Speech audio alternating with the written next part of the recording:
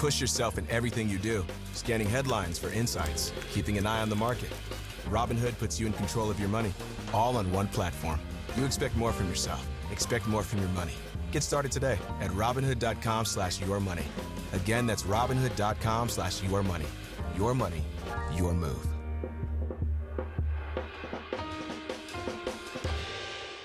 I'm David Ortiz. When I lost my mom, she was only 46. And I lost my dad to cancer. It was the worst pain I ever felt. It made me think, what will happen with the people I love when my time is up? That's why I have life insurance. Ethos makes it easy. It's all online, take about 10 minutes, and you can get up to $3 million in coverage. Get your free quote at ethos.com/game. That's ethos.com/game. Paid testimonial. Time spent on application may vary. Online health questions required. This is the Rich Eisen Show. Coming up at noon after my show, it's Mason in Ireland, 710 ESPN, and the all-new ESPN LA app.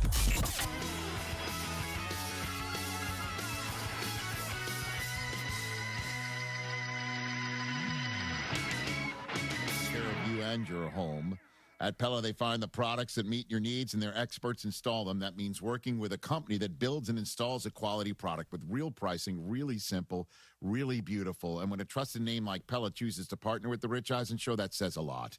0% financing options are available. Certain restrictions apply. Find your local Pella Windows and Doors showroom today at Pella.com/Eisen for details. Make life brighter with Pella Windows and Doors.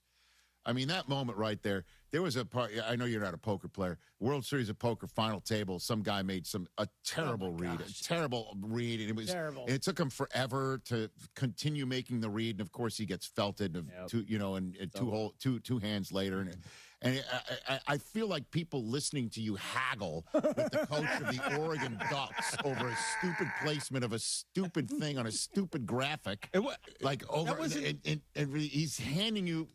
I thought you were saying a pair of his unique Jordans, and you're fighting him. I thought you were saying for me to take away my Penn State fandom, not the actual banner. The banner. I don't care. Just I didn't care about the banner. I thought that's where my confusion was. I'm like, I'm not going to give up Penn State. He wanted me to go car shopping with him. It ain't off the graphic.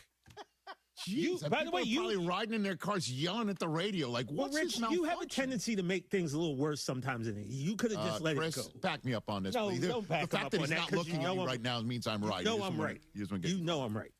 All right. Georgetown was the easy remove. Rich Eisen is right. Thank you. All right. Keep it. I'm a little concerned here about the ramifications because the segment's called the Top 5. Oh. Hey, it's Before the Growl. Yo, That's Andy Kamenetsky.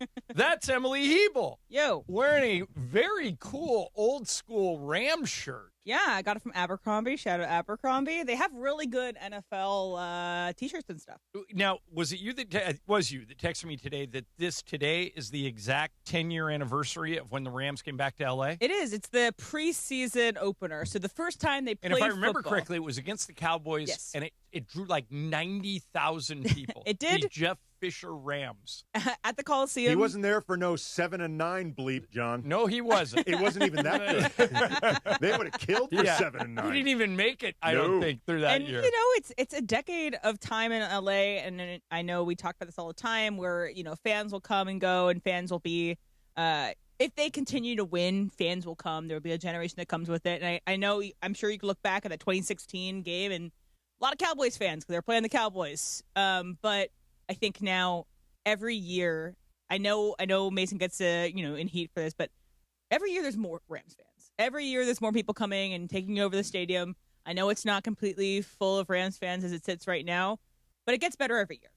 Yeah, Andy, we've been talking all week about how, and we'll do some of this in the show, but about how the Dodgers and the Rams, by just going for it, both of them, have kind of put us in this box where if they don't win it all, it's a massive disappointment. And I hate that because I think that Phil Jackson used to beat it into us. His favorite word was journey. Phil's thing, you're on a journey. Like, he's a big Zen guy, so stay in the moment. Yeah, except it was easy for Phil to say that when he typically won it all the time. Right. Like, it's very easy to talk about, well, you know, it's really the journey. It's not the destination. As I said when here your with all the rings in my destination fingers. always involves a ring. Yeah. The other thing we're going to do today that I specifically waited until I worked with you is, did you see the Brian Harmon story about the things, How old's your daughter now? She is 15. All right, so you're going to have to dial back the clock a little bit. But Brian Harmon has a 10-year-old daughter. And Harmon, he's a golfer, professional golfer, has a very specific list of all the things that her future husband, now keep in mind this girl is 10, her future husband's going to need to do. I hate to tell Brian this, but I can't, there's got like 15, 20 things on this list. I can maybe do 2 or 3. Andy, have you experienced your daughter bringing home a boy or taking a boy to a dance and stuff? And have you been the interrogator? That's already happened at 15, yes. huh? I mean, I don't want to put her business too out in the streets. But have you interrogated? No. Okay. I have been the opposite. Have you met the boy? Yes. Yeah. And my general attitude is I am only going to do the intimidating, disapproving thing if boy in question gives me a reason to. Yeah, if he urges It's a very good way to do it. I have been the disapproved boyfriend or the one taken home that Me too. the parents. I was once too. Once. So what was your reaction when you got that from the father of the girl you were trying to date? That the parents don't know me and don't know what my intentions. I go, wow, you really do when you come into these situations have to start with a blank slate. Because I knew that I wasn't going to mistreat their daughter, but they didn't know that, and they treated me like I was about to. Yeah. And I thought, okay, and I won them over eventually. But my first thing was, screw you. Do you think you gave them a reason? I mean, without my rabbit hole in this goes a little bit deeper. This was a very, frankly, old money waspy family that, if I'm being totally transparent, there was an element of anti-Semitism involved with this that they did not approve of me, just in and of itself. Really? Okay, so here's something weird.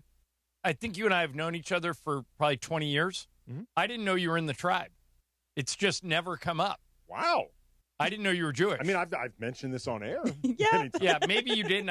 It's my college roommate was Jewish, and I've said this many, many times on the air, and always provokes a response from the religious zealots. I don't understand anti-Semitism, and here's what I mean. I could describe the definition of it. I don't understand why it exists. Why am I supposed to dislike you or like you based on your religion? I don't care what your religion is. Sure. And I can't understand why more people don't see it the way I do, but it's real. Oh, it's definitely real. Especially now in the world. Yes, and I could feel an element of it at the time. I could feel it, frankly, staring right through me. What was very funny, though, was particularly came from the mom. The dad I rarely saw, and I think was often passed out by like 5 p.m. But but what was more power to him. But what was funny, though, is, and she and I never got serious or anything, and we were, frankly, for a lot of reasons, not right for each other. But we ended up stopping. Are you in high school at this point? This was high school, maybe a little bit into college. She was you were still a teenager, maybe 20.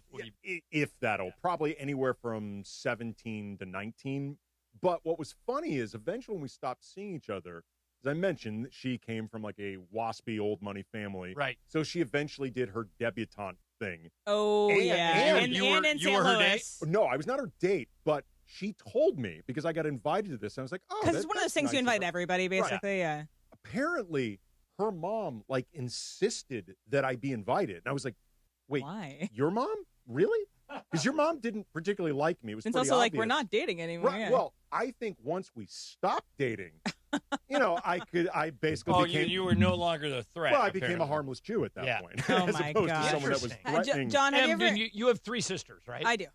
If one of them has a boyfriend that the other 3 do not like, will they speak up, or does everybody just shut up?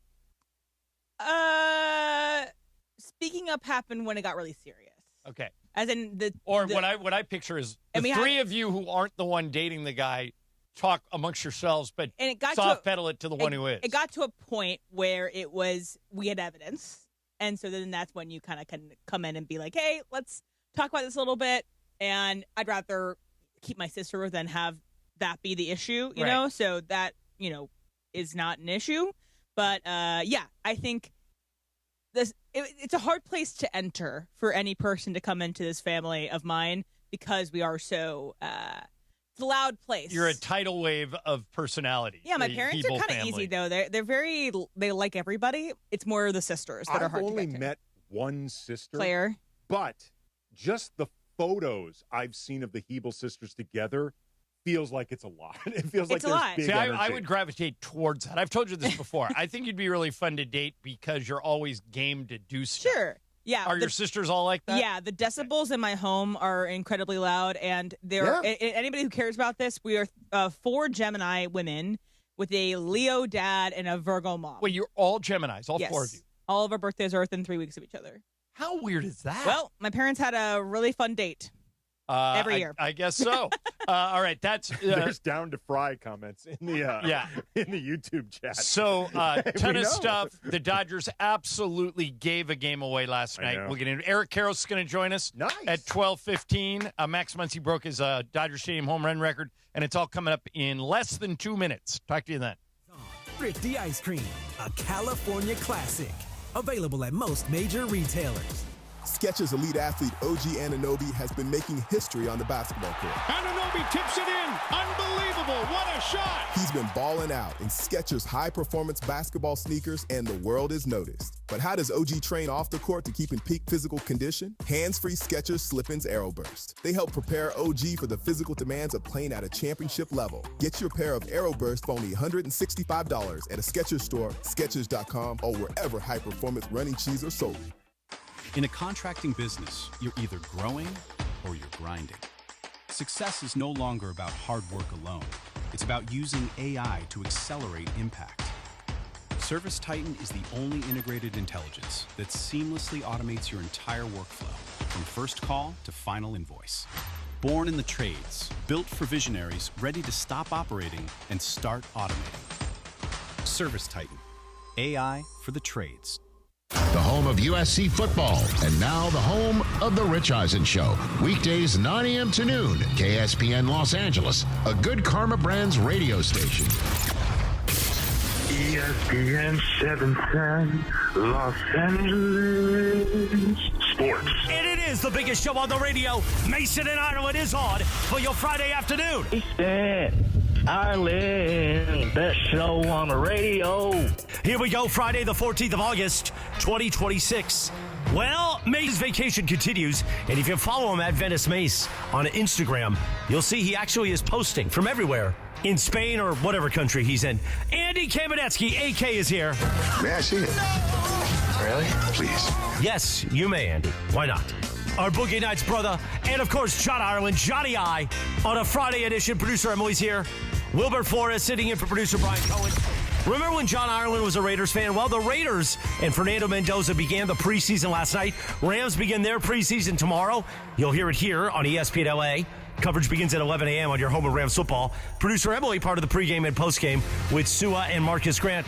We'll talk Dodgers baseball. The Lakers schedule is out. And Friday fun and frivolity, because it is an F-It Friday, a feel-good Friday. Let's do it. So with that said, let's get this show on the biggest show on the radio, Mason in Ireland. Your Friday afternoon in the Southland right now. Good afternoon. Good afternoon. Good afternoon. Hey, it's Friday, people. And what a week it has been. I have not seen or spoken to Andy Kamenetsky until about 5 minutes ago. And the first question I asked you was this.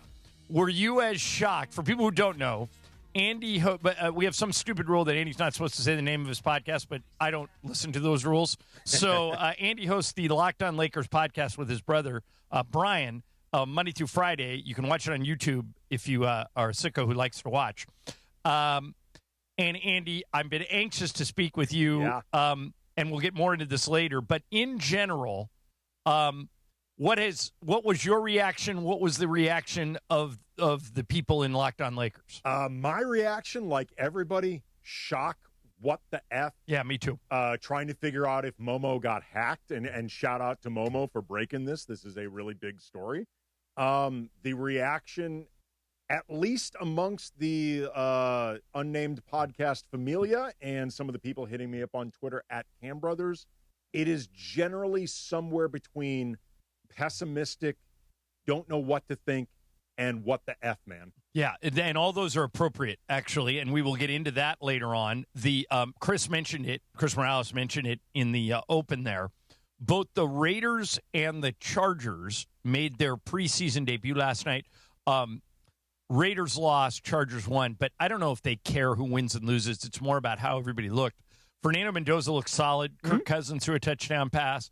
The Chargers-Texans game was a complete – both coaches went full McVay, didn't play anybody, and it's starting to get pretty ridiculous with the people who are playing in these preseason games. We'll get into that later, but we're going to start with the Dodgers, and if you went to sleep early last night, you missed maybe the biggest wetting of the bed the Dodgers have done all season.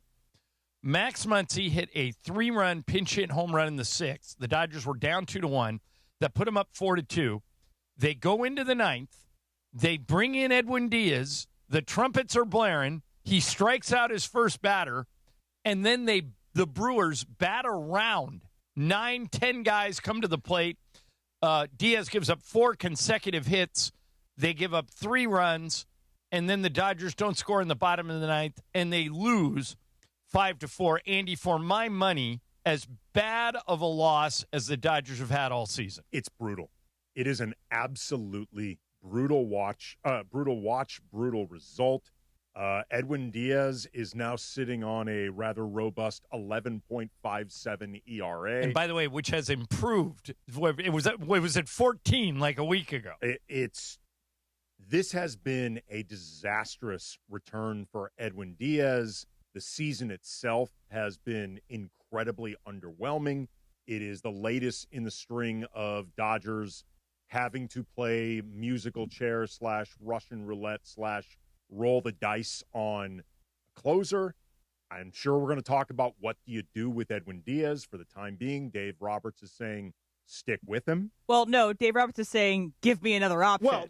Well, Emily, I thought you, in the email this morning, you gave a better option right out of the gate.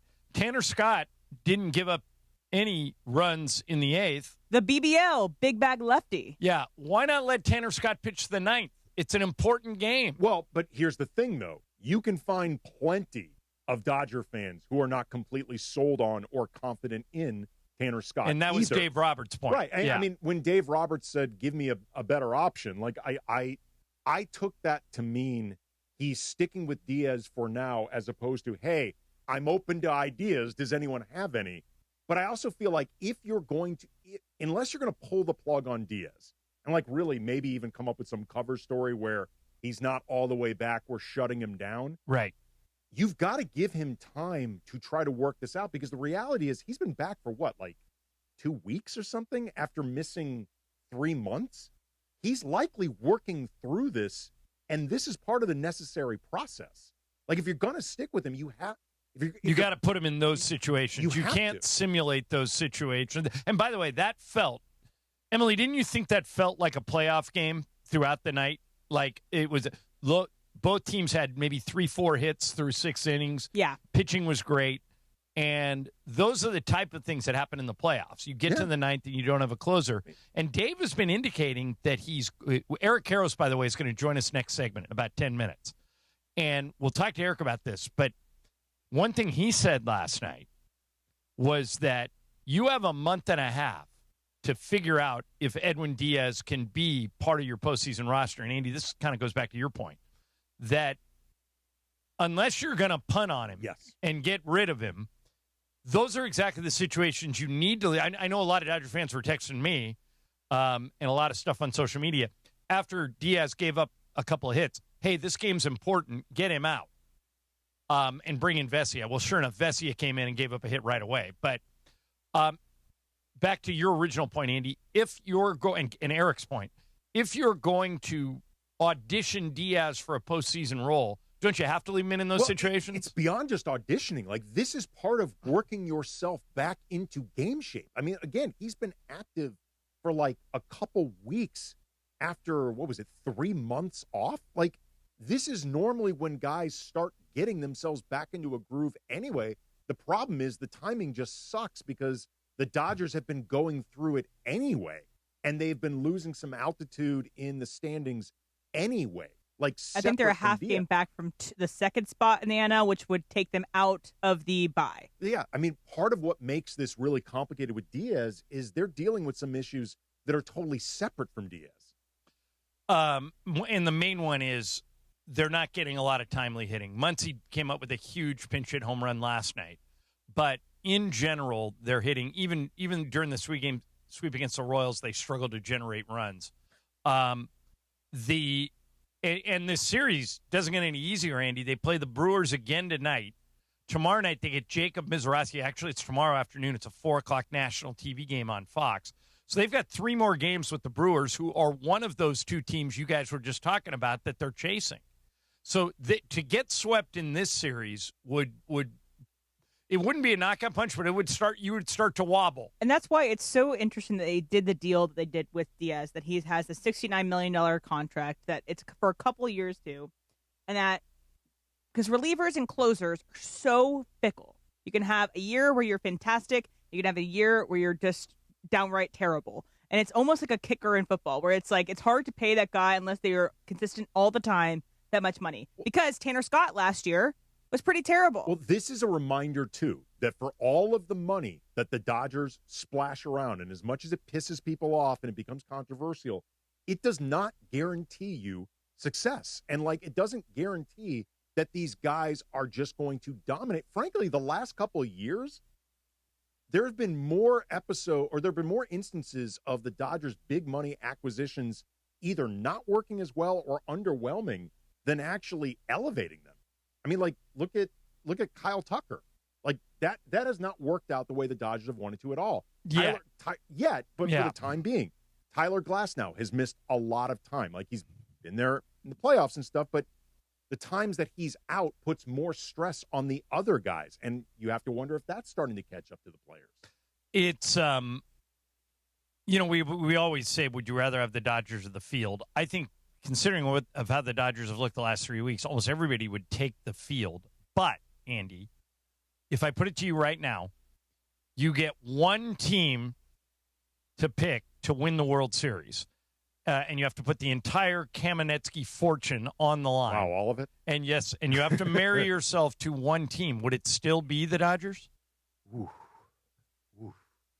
Because that's a harder question to answer. The field is an easy question to answer. Yeah. Because you don't know who the New York Knicks is going to be that comes out of the woodwork. But the Dodgers, aren't they still, even now, even with all their warts, the best option to take in the scenario I just presented you?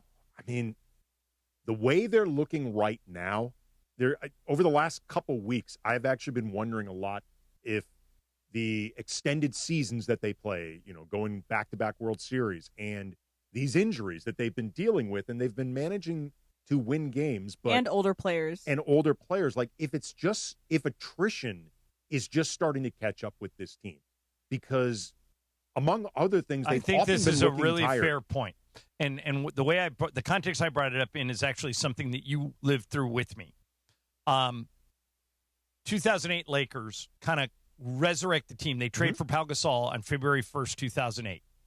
They get the number 1 seed in the West. They breeze through the Western Conference playoffs, and they run into that Celtics buzzsaw with Pierce, Garnett, and Ray Allen. But they make it to the finals, and they lose. 2009, they make it back to the finals. They beat Orlando. They win. 2010, they go 7 games twice in the playoffs, including in the NBA Finals, beat the Celtics in Game 7. In 2011, Andy, I'm sitting in Dallas watching the first 2 games were in L.A., and the Lakers just looked tired.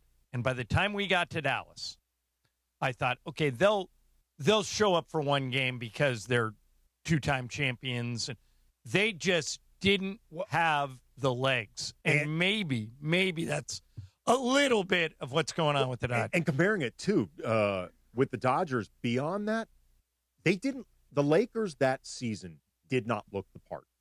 All year. You and I both covered that team. They did not look the part that year. Stuff seemed off all year.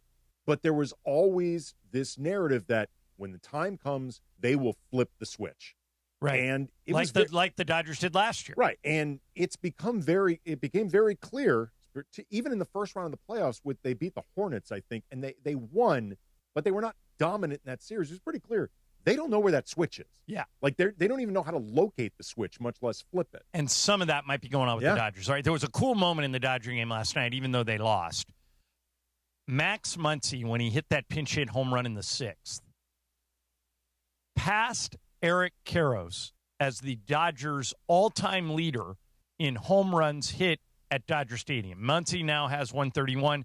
Eric has 130. And the cool moment was Eric was on the call with Joe Davis when it happened. Eric Karros will join us next. Andy Kamenetsky in for Mace. I'm John Ireland, Mason and Ireland, ESPN LA. And it is the 15-minute mark right here on 710 ESPN. On the all-new ESPN LA app and on YouTube at ESPN Los Angeles. The 15-minute mark on 710. Fueled by Valvoline Instant Oil Change. You know, in that time it took to hear your favorite takes and all that fun and frivolity, you could be pulling out with a fresh oil change. No waiting, no appointment, just in and out in about 15 minutes. Bam! So you've got more time for what matters. Visit SoCalOilChange.com. In just 15 minutes, you can boost your vehicle's performance and save money while doing it. Visit SoCalOilChange.com now for value pack coupons and keep your car and your wallet running strong. The 15-minute mark on 710, made possible by Valvoline Instant Oil Change. Hey, John Ireland here. Tired of watching life from the bench? It's time to get in the game. Globe Life is looking for people who want more than just a job. Set your schedule and help families protect what matters most. No experience? No problem. Training is provided, and you don't need anything to get started. It's not a desk job. It's a shot at building your legacy on your own terms. Your road to the championship starts at globelifecareers.com. Globe Life, official life insurance of the Los Angeles Lakers. National Tell a Joke Day is coming up. I got one. Why did Rick cross the 10 freeway? To get to Morongo. Now your top reasons to visit Morongo. We're the Fantasy Football HQ for draft parties. Book your draft party today. Number 2. We're giving away a 2026 Mustang GT Fastback. Earn entries now, and you could drive off a winner the 31st. And the number 1 reason. Good times. Morongo. Good times. Prizes, flyaways, even cash money. You want it? We've got it. Find a list of all contests and official rules by visiting ESPNLAcontests.com. That's ESPNLAcontests.com. Hey, it's Oral Hershiser. Can you believe I have my name on a building? I can't, but I'm grateful and I'm humbled. And here in Chino at Oral Hershiser Chevrolet, we love Chino. We love the people of this neighborhood, of this community, and the surrounding community, and we are here to serve. We're here to serve the same way I served you on the mound, the way I'm serving you on the microphone, and the way we follow and watch champions and championships. You know, in sports, you got to have the right team in your corner. Same goes for after an accident. That's why when people ask me who to call, I say it's easy. I tell them to call my guy. I got a guy. Attorney Big Al. Big Al's been helping accident victims across California for more than 15 years. He's an LA native, a huge sports fan. Wait till you hear him go. And he knows that after a crash, things get overwhelming fast. Between dealing with insurance companies trying to rip you off, trying to get your car fixed, trying to find the right doctors if you're hurt, it can be a lot. Can turn your whole world upside down. That's where Big Al and his team will step in for you. So lock this number in your phone. 1-800-HURT-123. 1-800-HURT-123. They'll help guide you through the process, protect your rights, and help you understand what you may be entitled to. And here's the biggest thing. Don't let the insurance company call the plays. Call 1-800-HURT-123 or visit attorneybigalca.com. Attorney Big Al's attorney Ken Klein, based in Los Angeles. If Twisted Tea Hard Iced Tea was your best friend, it would be the kind of friend that starts an impromptu dance party in the supermarket aisle that turns into an all-day pool party rager at your place, and you don't even own a pool. Twisted Tea Hard Iced Tea turns any day into a legendary adventure. It's smooth and refreshing real iced tea with just the right kick of alcohol. Twisted Tea Hard Iced Tea. Keep it twisted. Twisted Tea Brewing Company, Cincinnati, Ohio. Please drink responsibly. My name is Whitney Allen, and I'm a widow. My husband, Ryan, died. We never thought we'd ever have to use life insurance, but the unexpected happened. With Ethos, signing up was fast and 100% online. You can get a quote in seconds, apply in minutes, and get same-day coverage. No medical exams, and you can get up to $3 million worth of coverage. I'm grateful we were prepared. Get your free quote at ethos.com/play. That's ethos.com/play. Paid spokesperson. Time spent on application may vary. Online health questions required. The biggest show on the radio, Mason and Ireland. They all pitch to Rojas. Hey, this is Miguel Rojas from the Los Angeles Dodgers. It's back! It's on its way! Out of here! Miguel Rojas! You're listening to Mason and Ireland Show. Mason and Ireland rolls on. Today, it's Andy Kamenetsky and Ireland as Mace is gallivanting across Spain. As I mentioned earlier, cool moment in the game last night. Max Muncy hit a pinch hit 3-run homer in the 6th inning, and when he did, he passed Eric Karros, our next guest, on the all-time Dodger Stadium home run list. Max now has 131 home runs. Eric has 130. Here's what it sounded with Eric on the call, by the way. Here's what it sounded like on Sportsnet LA. Drives one in the air to right center field. It's got a chance. It is gone. Muncy with a pinch hit bomb.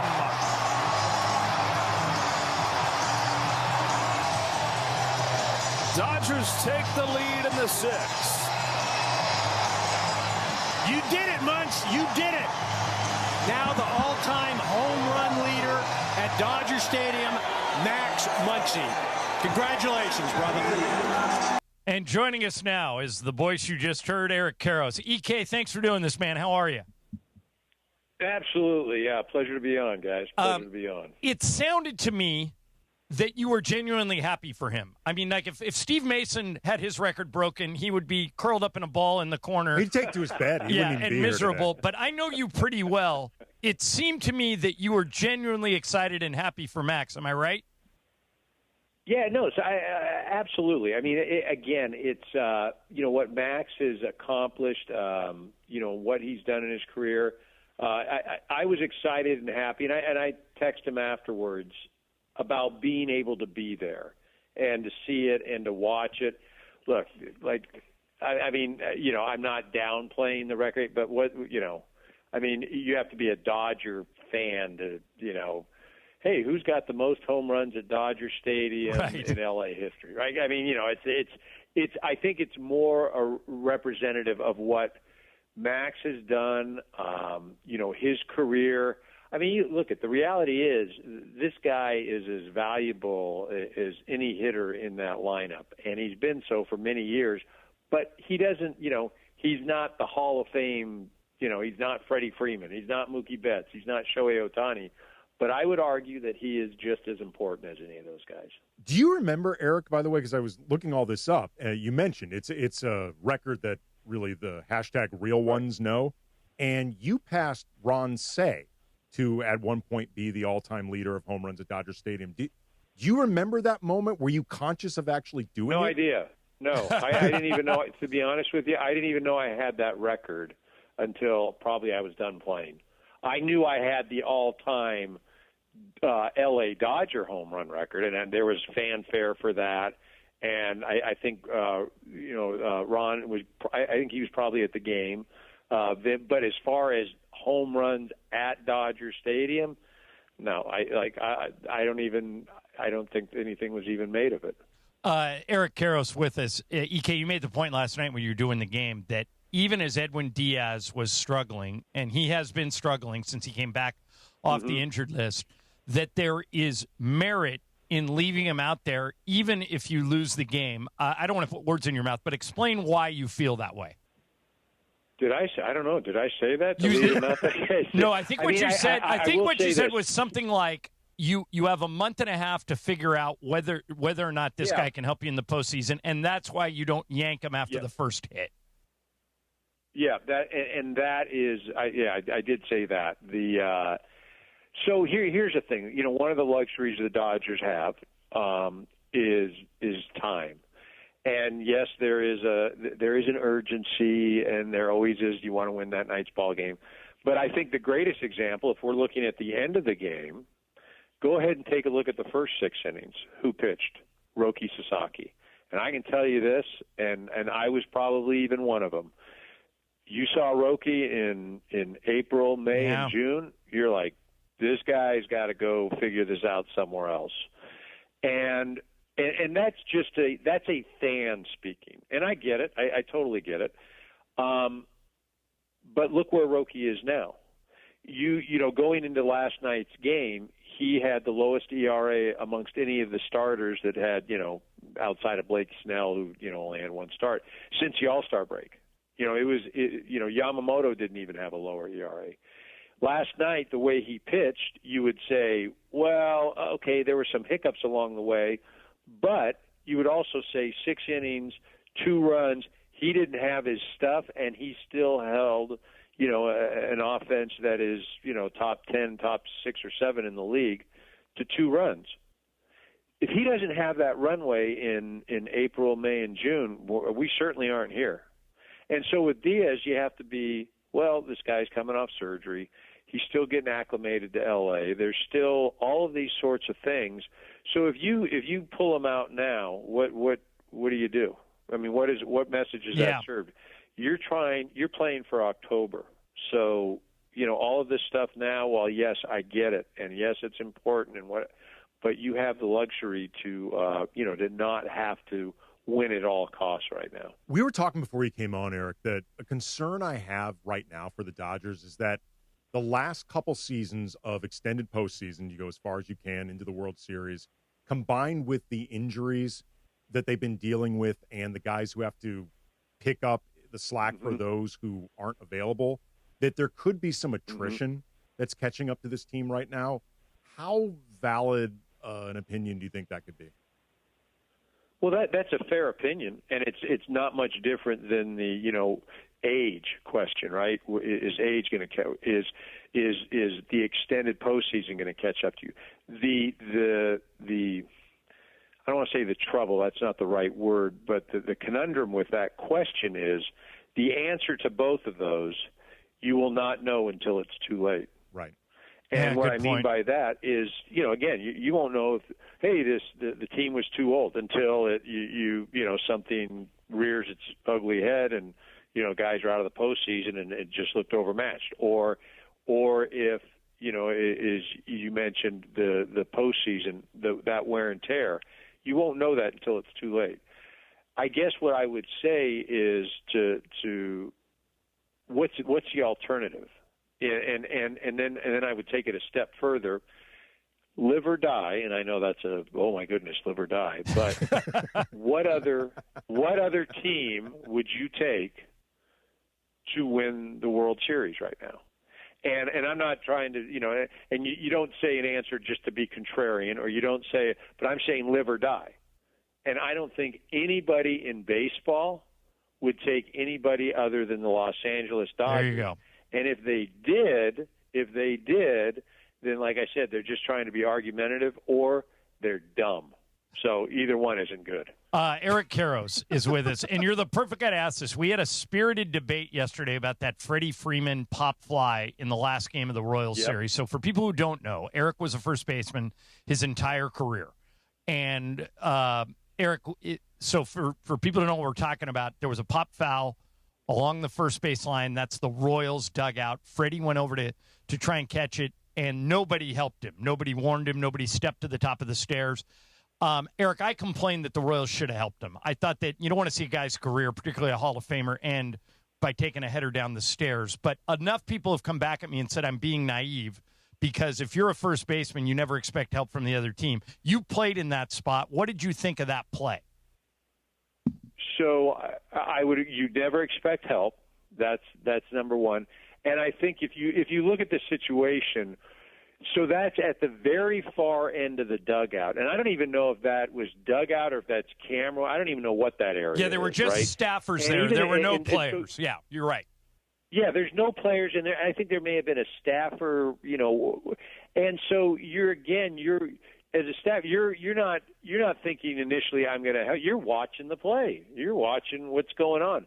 Freddie got over there, and where that area was, there wasn't any of the railing to give him a heads up, and it looks like the left foot slips on the top step, and they've got that rubbery type of thing. Maybe it was a little damp, maybe the cleat just slips, and then he goes down, and then it looks horrible. And here's what I would say to anybody that thinks Kansas City was delinquent in anything.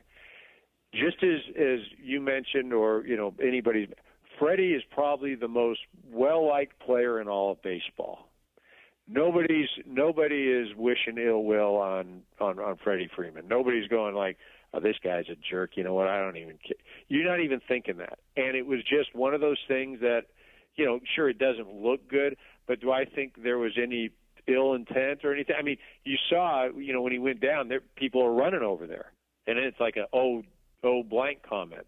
But to think that in the moment that somebody should be over there, or that they said, or they purposely were like, "Oh, it's Freddie Freeman. Actually, you know what? Remember, he hit that home run, and he's the enemy," and we're like that. That now, I'm not going to say that there aren't certain players, you're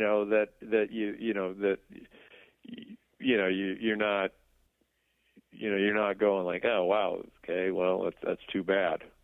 But Freddie is certainly not one of them. Yeah, and what in your career you had that play, I would imagine, hundreds of times. Normally, is it as simple as if it's your teammates, they'll come to the step and help you, and if it's the other team, your teammates, nothing? yeah, 100%. Yeah, Your okay. teammates are everybody's coming over there to do something.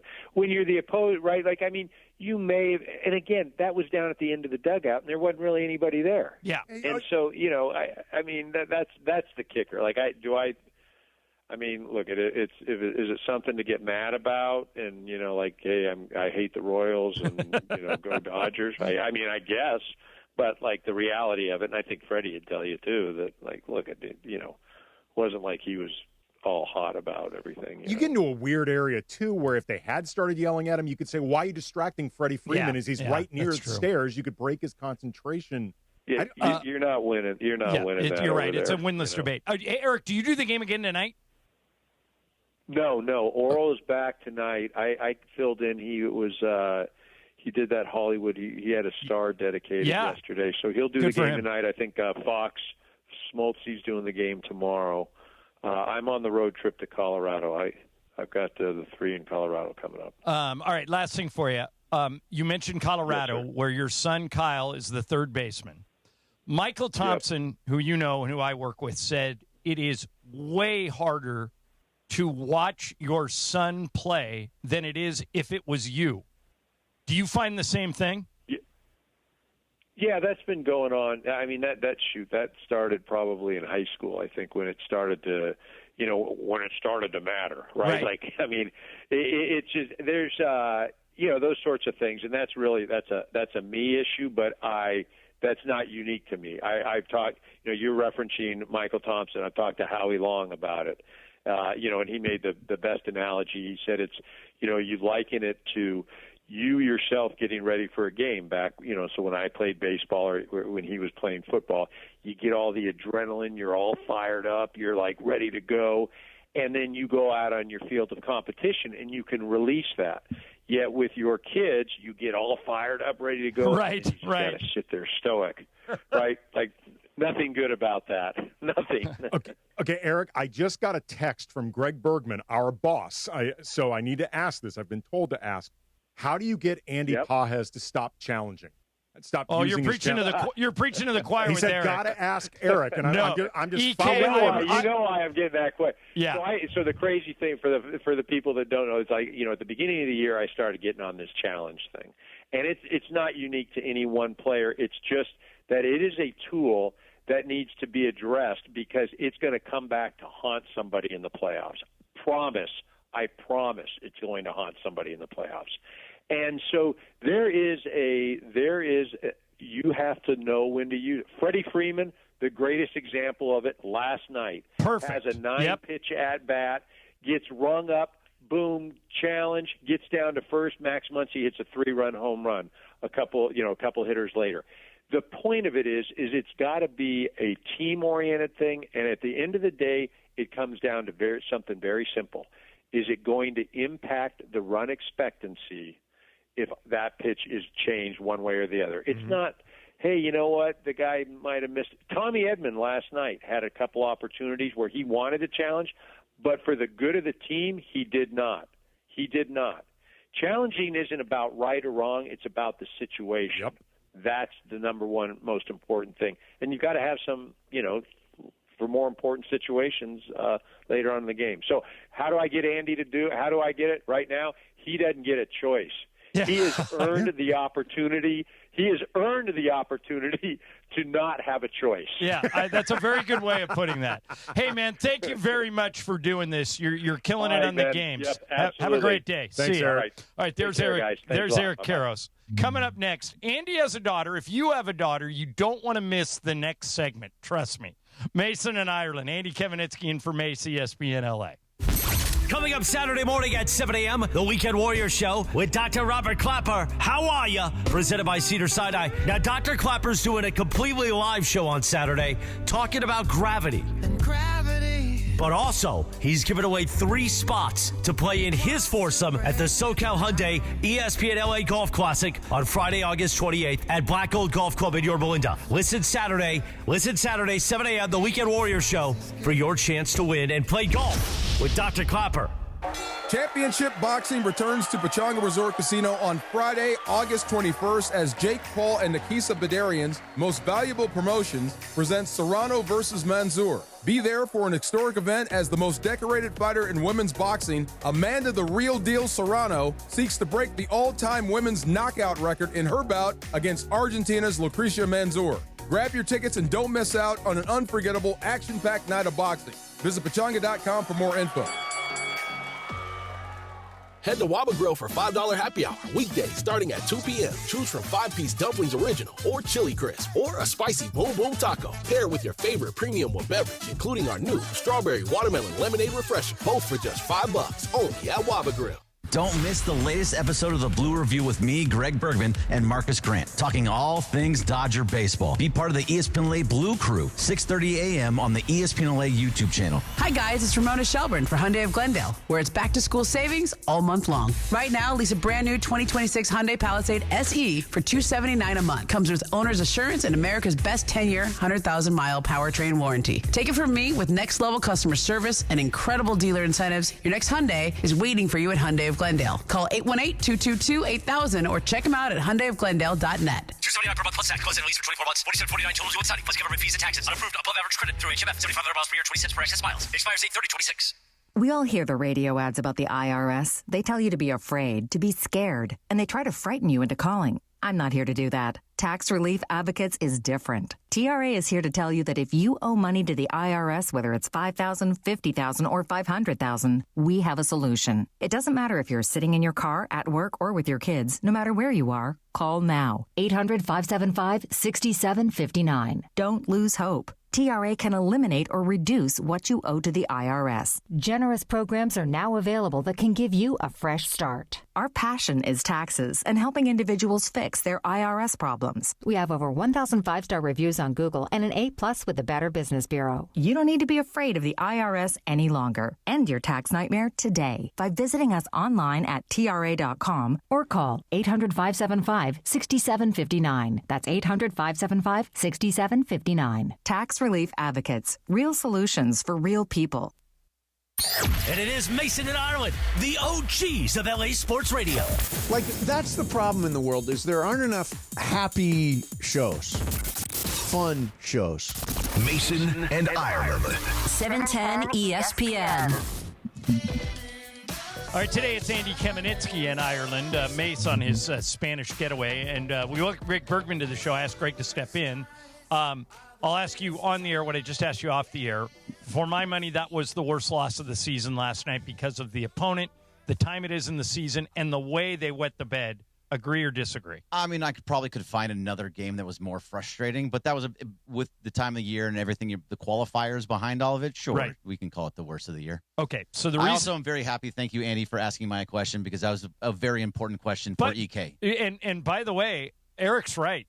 Andy Pajes has now earned the right to be vetoed. He can't. I would say, okay, you had your chance. Same with Alex Call, by the way. You're not allowed to challenge either. I honestly feel like if you're going to do this, and I know like Ohtani has his own set of rules, the best way to do this from a strategy standpoint is unless there are runs in the balance, nobody can do it. So it's funny, like you're right, and that's what everybody says. You, me, Ireland, EK, the broadcast, everybody says the same things, yet they still keep doing it. Yeah, it is frustrating. We all see it. Okay, so here's why. The reason I invite you in here, Greg, is because you and Andy are in the same boat. You each have one child, and it's a girl.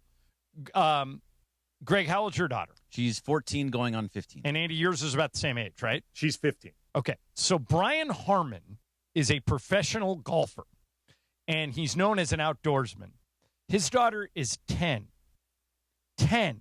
Okay. And he has already come up with a list of things that her future husband needs to be able to do if he wants into the Harmon family. And when I listen to this list, me personally, I cannot do most of these things. I'm going to throw it at you guys. Here is Brian Harmon. A dear friend of mine, we came up with a list of to be like a perfect outdoorsman. You know, like being able to double haul a fly rod, you know, being capable with a rifle at certain distances, be able to shoot a compound bow at 40 yards. If you could do all these things, then you could go do anything. If I can clean one fish, I can clean most fish. If I can clean a deer, I can clean a deer, an elk, a moose. And that sort of evolved into like, well, you ought to know how to change a tire. You ought to know how to change your oil. Ability to negotiate, shuffle a deck of cards, understand cardinal directions, make a cocktail, jump a battery, unclog a sink, spiral a football, crank a chainsaw. It's not an all-inclusive list. I would think if you could do 90% of the things on the list, you're pretty capable. All right, what if I can only do 5% of the list? Here it is again. All right, can either one of you double haul a fly rod? I don't understand what that means. I don't either. You're just saying words to me at this point. Are either of you competent with a rifle? No. I don't want to be. I've shot a rifle, and I have had to clean it, but I cannot do it if you put it in front of me. Will Flores, how about you? Can you do either one of those things? I don't know what you just said. Okay. Next one. Shoot a compound bow from 40 yards, like a bow and arrow from 40 yards. Yeah. Greg? No. I've shot bow and Andy? arrow, but again, no. No. Will?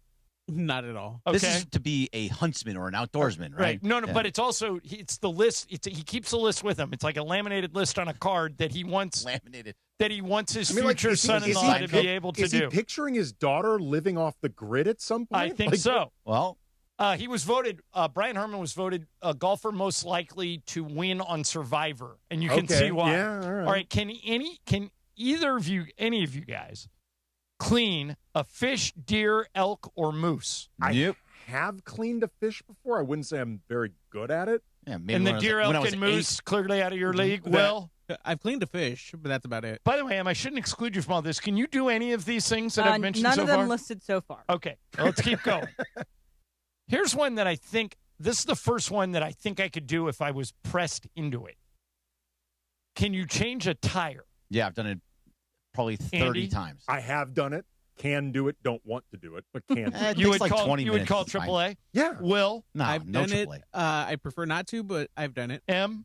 I've done it many times. I actually like doing it. I like showing my skills. That's the I'm first with one you. I thought. like doing it too. All right. Freeway, anywhere. I'm down to do Have it. any of you ever changed your own oil?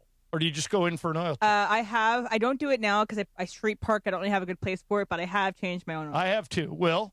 I've done it. Once again, I prefer not to. Andy? Is that the same thing as adding oil? No. You have to unscrew the oil pan, let it all drain out, Right. No. re-screw it, and pour the new oil I wouldn't in. even know where to start for that. I have done it. I don't do it anymore. I also have a Tesla now, so I don't Okay. need the oil, Here's thankfully. here's something that most people can do, but others are uncomfortable with it. Ability to negotiate. Emily, are you a good negotiator? Like if you have to I go fold. see Greg and talking about your next contract, are you comfortable in that situation? Oh no, I fold. I'm bad at it. Will? Not at all. Andy? I can't do it. Greg? I'm terrible at it. I lose every argument. Okay, so I'm here's like, all right, fine, you win. Everybody I've ever negotiated with loves me because I'm super direct and super quick. Like every contract I've ever had, it gets done almost immediately because I say, okay, here's what I want. A, B, C, and D. And the other person will say, are any of those deal breakers? And I'll say, just C.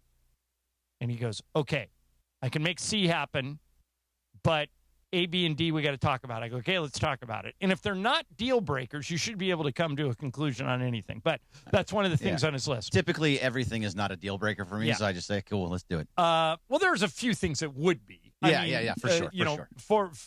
And it depends, what's important to you. But okay, I think everybody can do this. Will, can you shuffle a deck of cards? I can. M? Nope, I'm terrible at You it. know, Really? you hand the cards to somebody else to shuffle? 100%. I get made fun of because I can't do it. Andy, I'd be shocked if you can't do this. Oh, not only can I shuffle a deck of cards, but if Mr. Harmon wants to play me heads up in poker, I'll beat his ass. Okay, Greg? Yeah, I'm great. I'm good too. I can do any of those things. Flip Okay. the side and move it again. Here's something that I don't care what any of the four of you say. I'm worse at this than you. And strangely, I married a person, Lisa Ireland, who is as bad at it as me. Navigate cardinal directions. Greg, are you good with directions? Yes, I'm very Andy? good with directions. Reasonably good, yeah. M?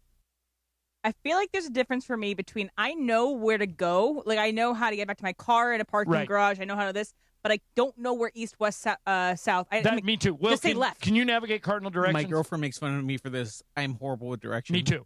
Yeah. So, but here's the weird thing. Like right now, Andy, can you tell me if that way is north, south, east, or west? Because I can't tell you. I think I can, yeah. I mean, I believe the direction you're pointing right now is east. Yeah, where you're going. I just have to get my bearings. And where that I would am. be west? That would be west. Wait This a minute. would So be if I kept north. driving that way, I would drive into the ocean? Yes. I think If you're going that way, no, I think that's it's that way. No, it's that way. Isn't that? Yes. No, I think it's this way. I'm pretty sure you're kind of right because the 10 is this way and then to the side. No, this is west. Yeah, I'm this correct. Is, yeah, you're right. No, Andy's Olympic right. is This right. is What I west. say. That's east. Olympic This is is how right over bad there. this is how bad I am at this, you guys. When Lisa and I are driving, she'll say, "Do you think this is a left or a right?" I'll go, "I think it's a left." She goes, "Turn right." Well, this is Olympic and it almost right here. always works. Yeah, this is Olympic right here, so that Okay. goes west east. Make a Figueroa right make there, a cocktail. north. Andy and I both used to be bartenders. Yes. We can all do that. Greg, I know you were a waiter. Were you ever a bartender? Yeah, I was a bartender for quite some time. Em, you good with cocktails? Yeah. Will? Yeah. Okay. Jump a battery, I think we can all do. Yep, that's easy. Unclog a sink. I don't think I've ever done that. I mean, I pour Drano in there, but could I unscrew a pipe, and can you do that? No. Greg? Yes, you got to turn off the water and then unscrew Em? everything. Yes. Ever I've had to unclog? do it once. I used YouTube. Will? Yeah, I've done it before. Okay. Spiral of football, I assume we can all Yes. do that. Yeah. Last one. Sometimes. Crank a chainsaw. Never tried? I've started one, and I go, this is an accident waiting to happen, and I shut it off and never did it again. Never tried. I would like to think I could. It doesn't look that Yeah, hard. it's not that hard. You could be able. You did it when I go to that camp that I used to go to. That was something we had to do. We had to Now, crank. The man camp, like what No, park you it's used to a go to? ranch Yeah, camp. band camp. Band camp. Brian One time? Brian At Harmon. ranch camp? Yeah, Brian Harmon's dreaming that he's going to find a man that can do all these things, right? No, especially where is he from? Because the accent sounded like he was from I like think he's from Alabama. like South Carolina. Yes, yeah, somewhere in the South. So it's going to be pretty all over the place. You would think He'll be That'd able to easy. find somebody like that. My yeah. cousin Jacob, who's a fireman in Georgia, can do all these things. We used to have Greg. What was the name of the guy that worked here? You used to work with him too. That left us to Taylor go work on a Smith. farm. Taylor Smith. Oh yeah, that was what and he happened. was like generally excited about it. He's like, yeah, this radio thing isn't really for me. I belong on a farm. And he was also a musician. He was a fiddler. Yeah. Very good musician. He also wasn't excited about a lot of things except for those two and the Kings. Weirdly enough, the Sacramento Kings. Yes. Yeah. All right. Light so beam. we wanted to throw that out there before Sports Graffiti in case you guys want to comment on it. But I'm glad to know that most of you are like me and cannot do most of the things on these lists. Because when I heard it, I went, oh, dear God. I could not only could I never be in Brian Harmon's family, I could never go out on a date. You wouldn't want to be in Brian Harmon's family. Yeah, being in Brian Harmon's family sounds awful. Yeah. Or great for the right person. Right. Great. Like if you're from that part of the country, you love that kind of stuff. Or if you're a real outdoorsman and that's where you're. But I feel like with Brian Harmon, simply being able to do it is not enough. Like you got to be able to do this stuff at a high level. You guys are too bougie for that kind of stuff. Totally agree. Yeah. Totally No, agree. I know. Good point. All right, coming up next. It wasn't a shot. All right. By the way, Greg, okay, so they dropped game one. Yep. You still think it's a split? I still think it's a split. I think Skubal and Yamamoto both win. All right. They should have won last night. Yamamoto going tonight. Yeah, right? Yamamoto going tonight. Then Mizorowski on Saturday. That's probably Against lost. Justin Robleski, Who's been a right? mess. Yeah. And then Skubal Sunday? Yeah, Skubal Sunday. All right, yeah. So your theory makes sense. All right, Yeah. thank you. All right, thank you. Coming up next, icebreakers. Andy, and I've said this before, matter of fact, Greg and Andy, I've said this when you guys aren't around. You two are the only people I fear in any of these games. I won yesterday, by the way. Nice. In either game, because would you, Greg, agree that we are the three most competitive people at the station? I think three Emily's people sitting right in this room. Okay, sitting in the room, yes, with just us three. Yeah. But Emily is Emily is very competitive too. But I never have to play against her in icebreak. That's true. Because she hosts it. We should have somebody else should do it sometimes. Well, Michael does it occasionally. He's bad at it sometimes. Yeah, Michael does it, and Emily hates it when he does it. But this one was better. The one he did on Wednesday Just when Doze was better. All right, so that one's coming up next. First, let me tell you about our buddy Jacob Emrani. Just the other day, I got a phone call from a friend of mine. Shout out Richard Gallion, who had a friend that needed an attorney. And he said, could you connect me with Jacob? Which I was happy to do. And within an hour, Jacob was on the case. And he's now helping Richard's friend. The reason I can recommend Jacob without any hesitation is because we trust him. We've known him for a long time. And you can call him at 800-345-6789. Just count from 3 to 9. That's the easiest way to remember the number. 800-345-6789. And the good news is when you call Jacob, the consultation is free. And if he takes your case, you only have to pay him if he wins. So this is a no-lose proposition. 800-345-6789 or call jacob.com. One more time with the phone number, 800-345-6789. And if you're going to the LAFC game tomorrow, get to BMO Stadium early between 3:30 and 7 for the LAFC Fan Fest. And Jacob has a tent set up out there. You can pick up exclusive Call Jacob merch at the Call Jacob booth. Make sure to stop by, say hi. You can meet Jacob if you're going to the LAFC game tomorrow. 800-345-6789, the law offices of Jacob Emrani. LAFC are back to MLS play. After Leagues Cup Phase 1, the Black and Gold welcome SoCal rival San Diego FC to BMO Stadium. LAFC are looking to take sole control of first place while searching for their first ever win over San Diego. Pre-game starts tomorrow night at 7 p.m. on 710 ESPN and the ESPN LA app. You know, we talk a lot about winning culture in sports, but Mike, you've built that same thing here at Rotolo Chevrolet. That's exactly right, Travis. For me, it's simple. Take care of your people and they'll take care of the customer. And it shows. I mean, award-winning dealership, huge reputation across SoCal, and that doesn't happen by accident. I'm a big believer in no shortcuts. We believe in doing the right thing every time. When your team feels trusted, they step up. Sounds like a championship mindset to me. That's the goal. Build a team that wins for our customers every single day. Welcome to Milagro Tequila, where the sun shines, good times roll, and tequila pours. Take a sip of sunshine this summer with Milagro Tequila, crafted from 100% Blue Weber agave for bright flavor and exceptional smoothness. Shake up fresh margaritas with Milagro Silver. Mix the perfect paloma with Milagro Reposado, or enjoy the rich, smooth taste of Milagro Añejo on the rocks. Find Milagro at your favorite retailer, in-store, and online. Tequila never tasted brighter. Milagro Tequila. Please enjoy responsibly.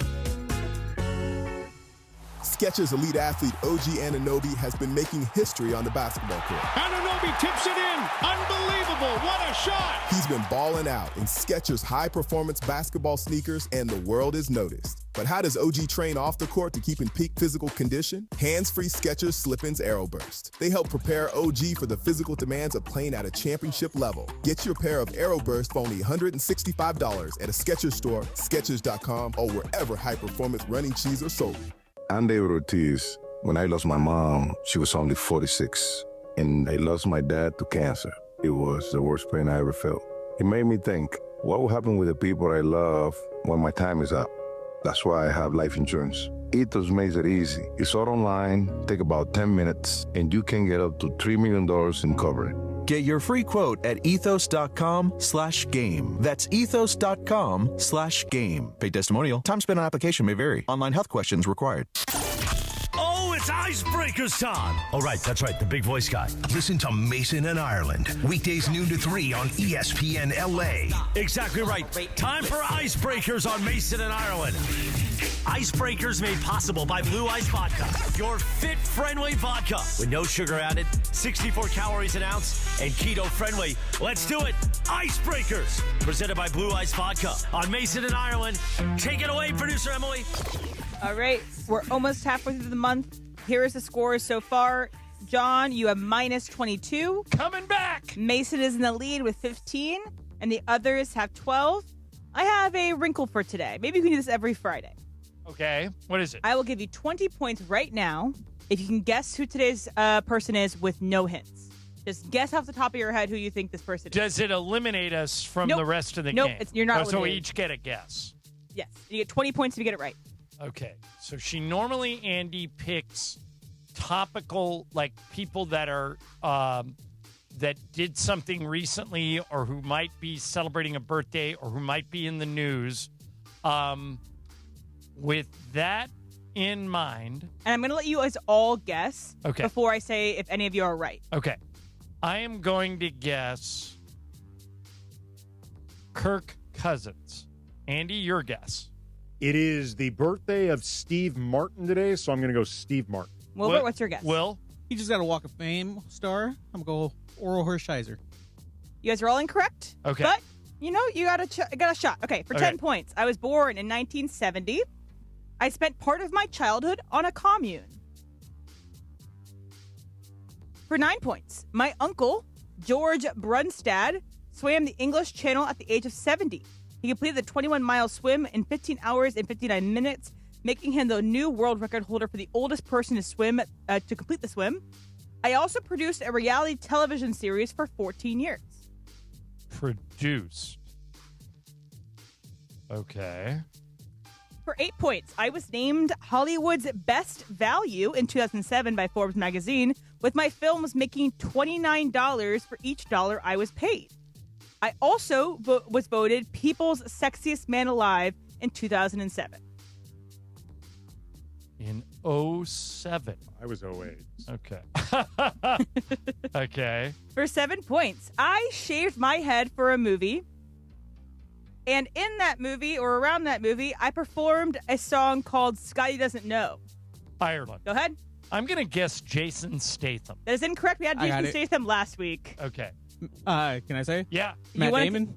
What'd you say? Matt Damon. That is correct. Wow. Matt Damon. Will, how'd you know? Scotty doesn't know. For Eurotrip. Ah. He shaves his head, has the nose Forgot about ring. that. How did you not get I that? forgot about that. And the reality TV show, is it that Project Greenlight? It is. He produced that for 14 With years. Ben Affleck. Yeah. And you know On who they discovered in that on that thing?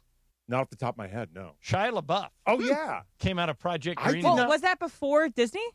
It was right after. Okay, but so he had did never Disney been then, yeah. really in a movie. That show was on for 14 years? Yeah, I think And it ended wasn't like always Affleck and Damon. 2018. After a while, they pivoted on Okay. to some other guys. But he was still a producer until the end. Right. Did not realize that. All right, Icebreakers brought to you by Blue Ice Vodka, made from Idaho potatoes. Shout out Tom Gibson. And pristine Teton water for a smoother, creamier, cleaner cocktail. No sugar, just 64 calories an ounce. Look for Blue Ice wherever you shop for spirits. Blue Ice Vodka, pure as the Tetons. Okay, Andy, let me sneak this in before we get to sports graffiti. Our friend Michael Kay. Michael Kay is basically, he's a great guy. Yeah. He is the Yankees announcer. He is basically John Ireland in New York. As a matter of fact, a little more successful, a little more established than me. Like me, he's play-by-play guy for a team. He does play-by-play for the Yankees, like I do play-by-play for the Lakers. And on ESPN New York, he hosts a show noon to 3. He also has an amazing clip that always makes the rounds of him interviewing Larry David. Right. About an episode of Curb involving a MAGA hat that is hilarious. By the way, that episode that you're making reference to, when Larry realizes he can just wear a MAGA hat and he can get anybody who he doesn't like to immediately walk away, was genius. Yes, it's very fun.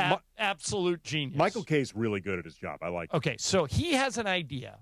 He obviously has a relationship with Alex Rodriguez because he called Alex's games for all those years. So he had A-Rod on his show this week.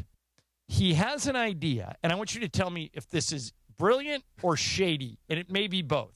Okay.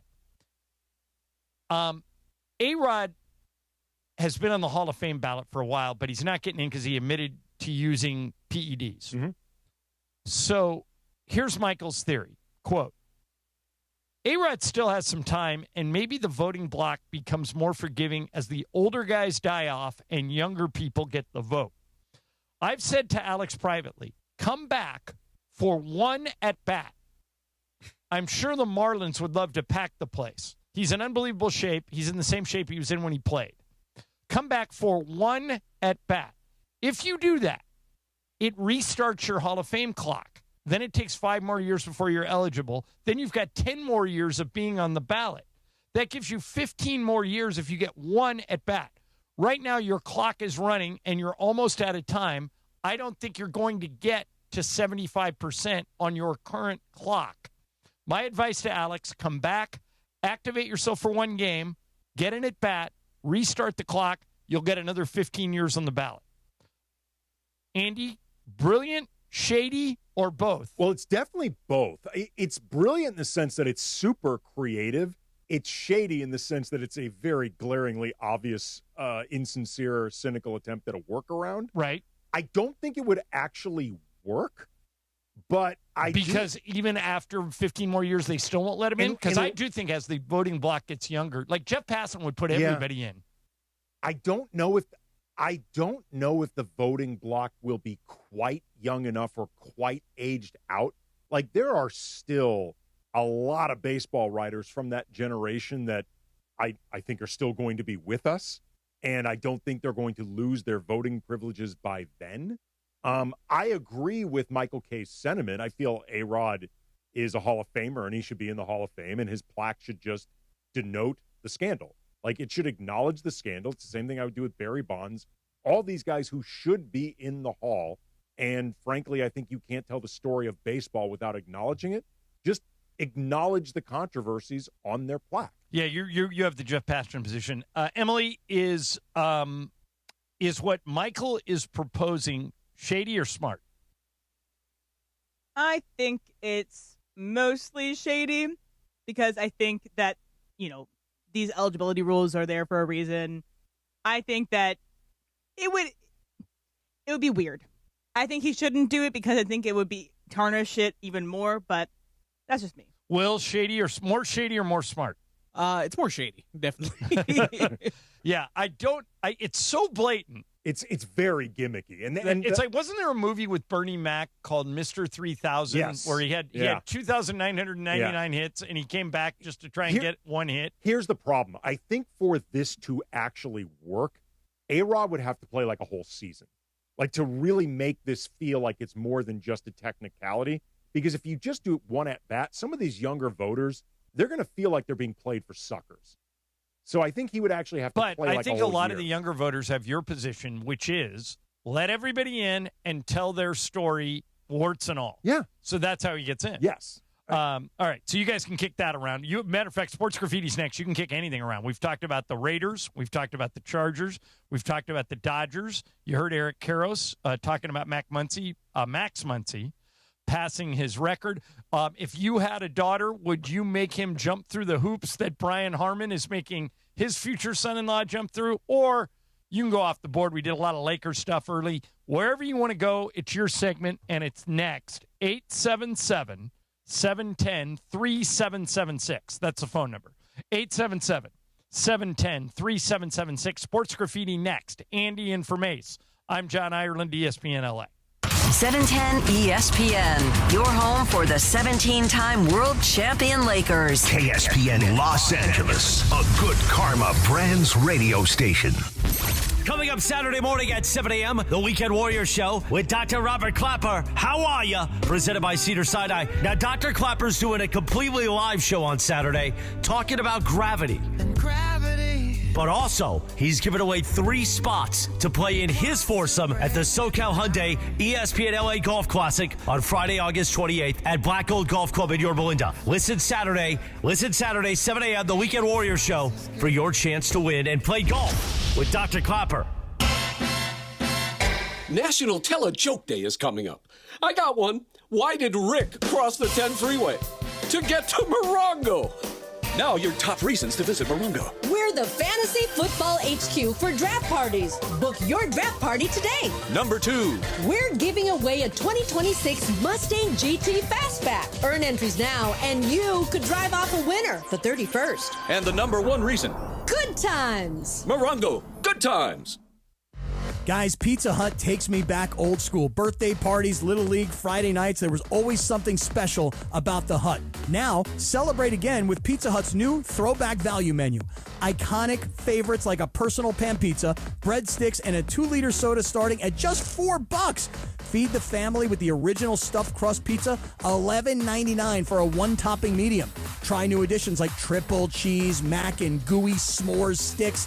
Go to pizzahut.com or order now on the Pizza Hut app. Rams preseason football is back, and the countdown to kickoff is officially underway. Get your first look at new additions like Myles Garrett and Trent McDuffie, alongside stars Matthew Stafford and Puka Nacua, to experience every game live and enjoy home playoff ticket access, interest-free monthly payment plans, and exclusive stadium event pre-sales. Explore Rams season tickets today. Visit therams.com/2026. Don't miss out on any of this season's action and get your Rams season tickets now. And yes, it's sports graffiti time. 1 o'clock in the Southland on the biggest show on the radio, Mason in Ireland.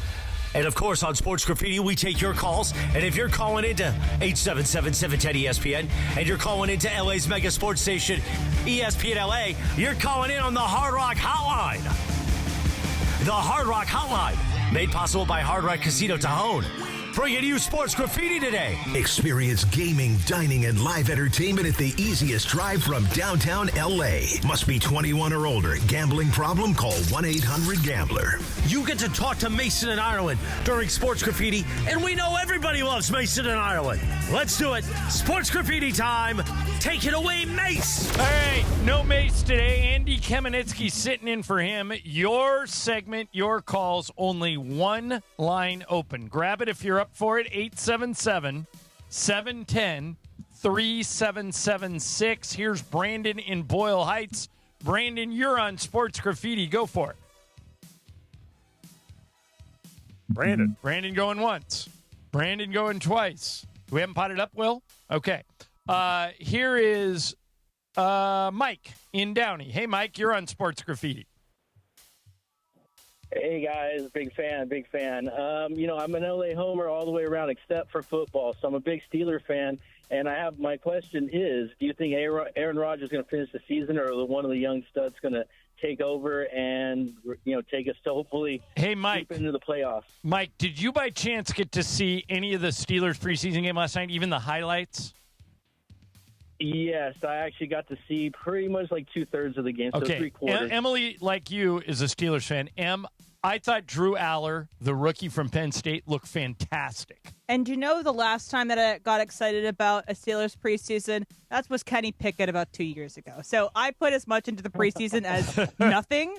But if Drew Aller But you don't like Aaron Rodgers, so if Drew Aller plays like that, you wouldn't mind if Aaron Rodgers hit the bricks, right? If Drew Aller plays like that, but he has the defense that he had to play against, then sure, he's not going to play against that defense when it comes to real play.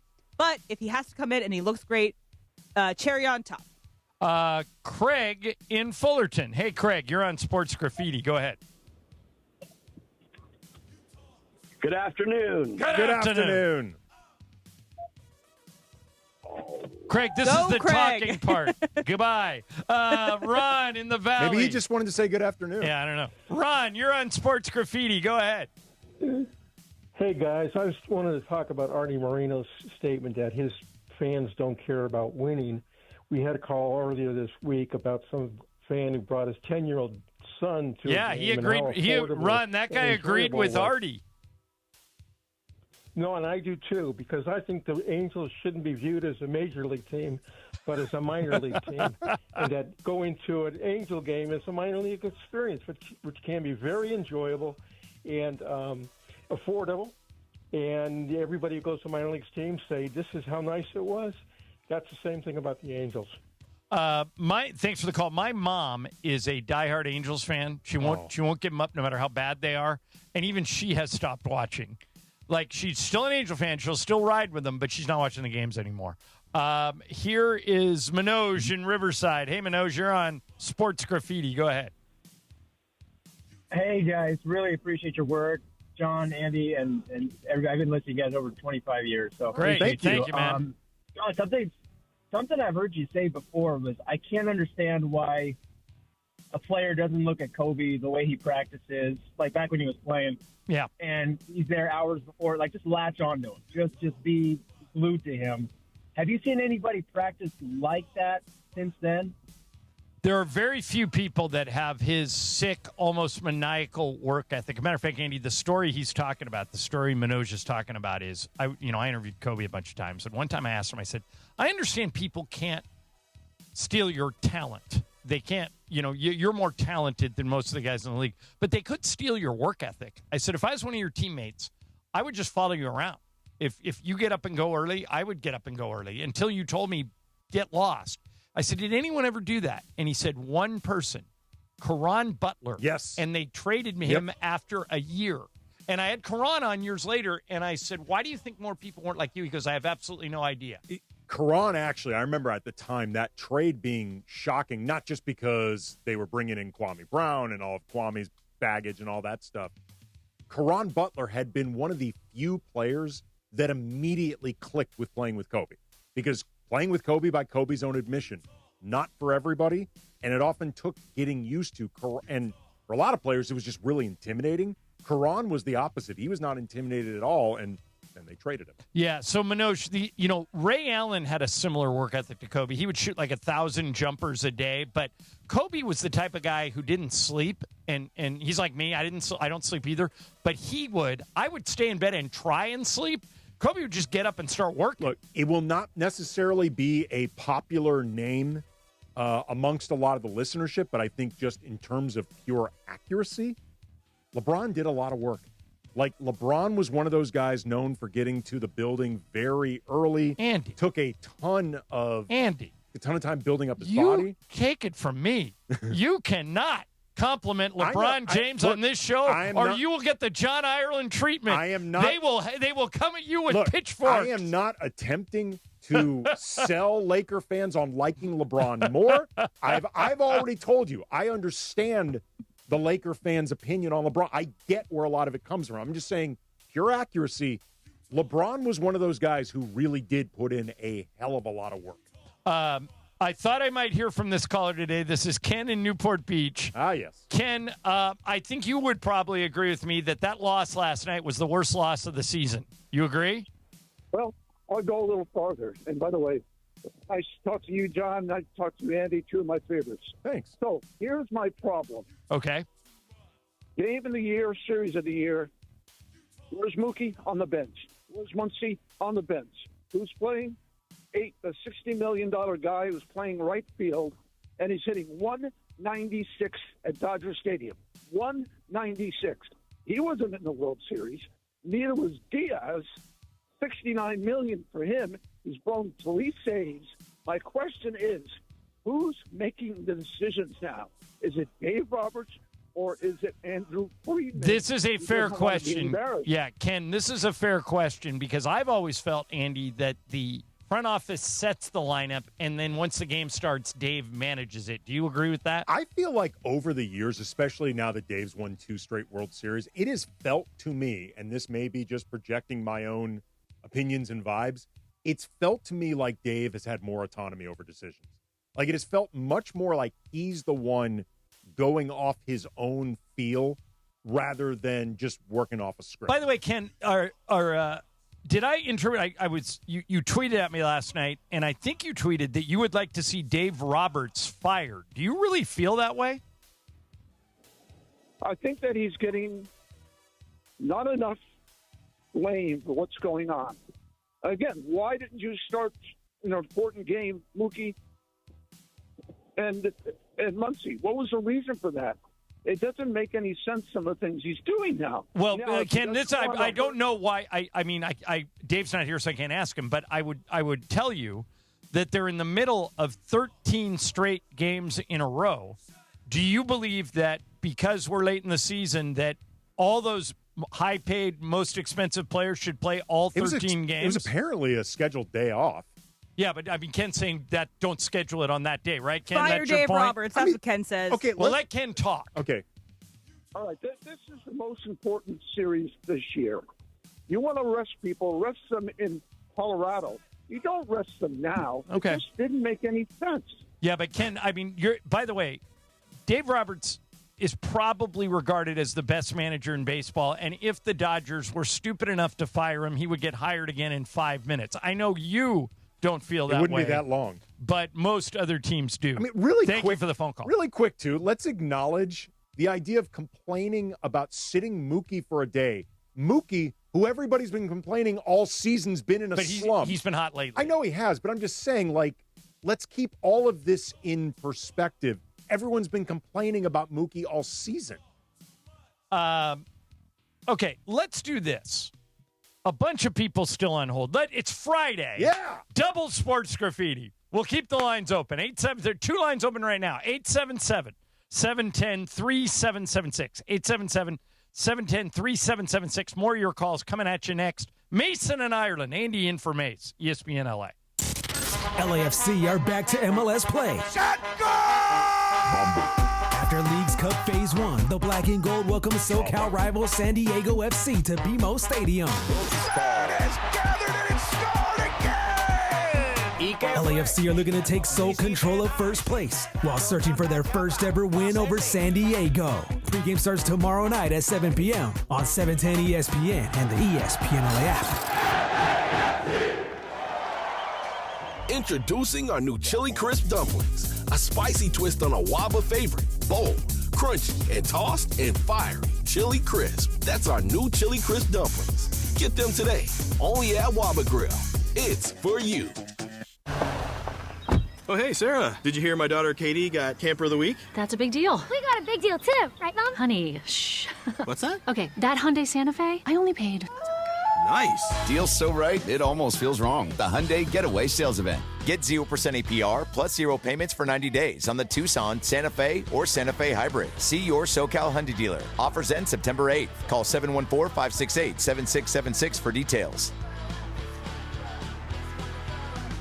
You know, in sports, you got to have the right team in your corner. Same goes for after an accident. That's why when people ask me who'd I call, it's easy. I tell them my guy, Attorney Big Al. Big Al and his team have been helping accident victims across California for more than 15 years. 1-800-HURT-123. That's 1-800-HURT-123. They're available 24/7. 1-800-HURT-123 or check them out online at attorneybigalca.com. Attorney Big Al is Attorney Ken Klein, based in Los Angeles.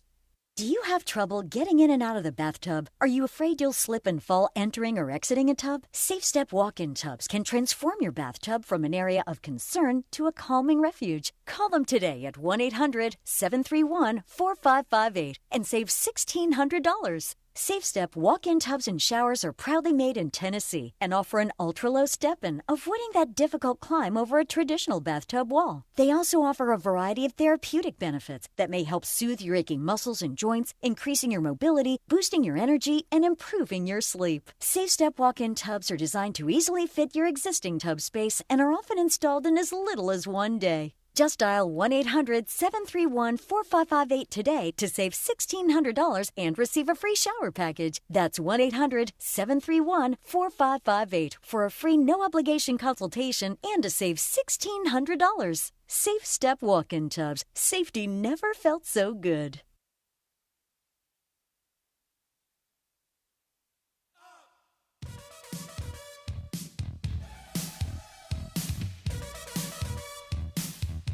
All right, Mason and Ireland, Andy Kamenetsky in for Mace. We're rolling with a double segment of sports graffiti.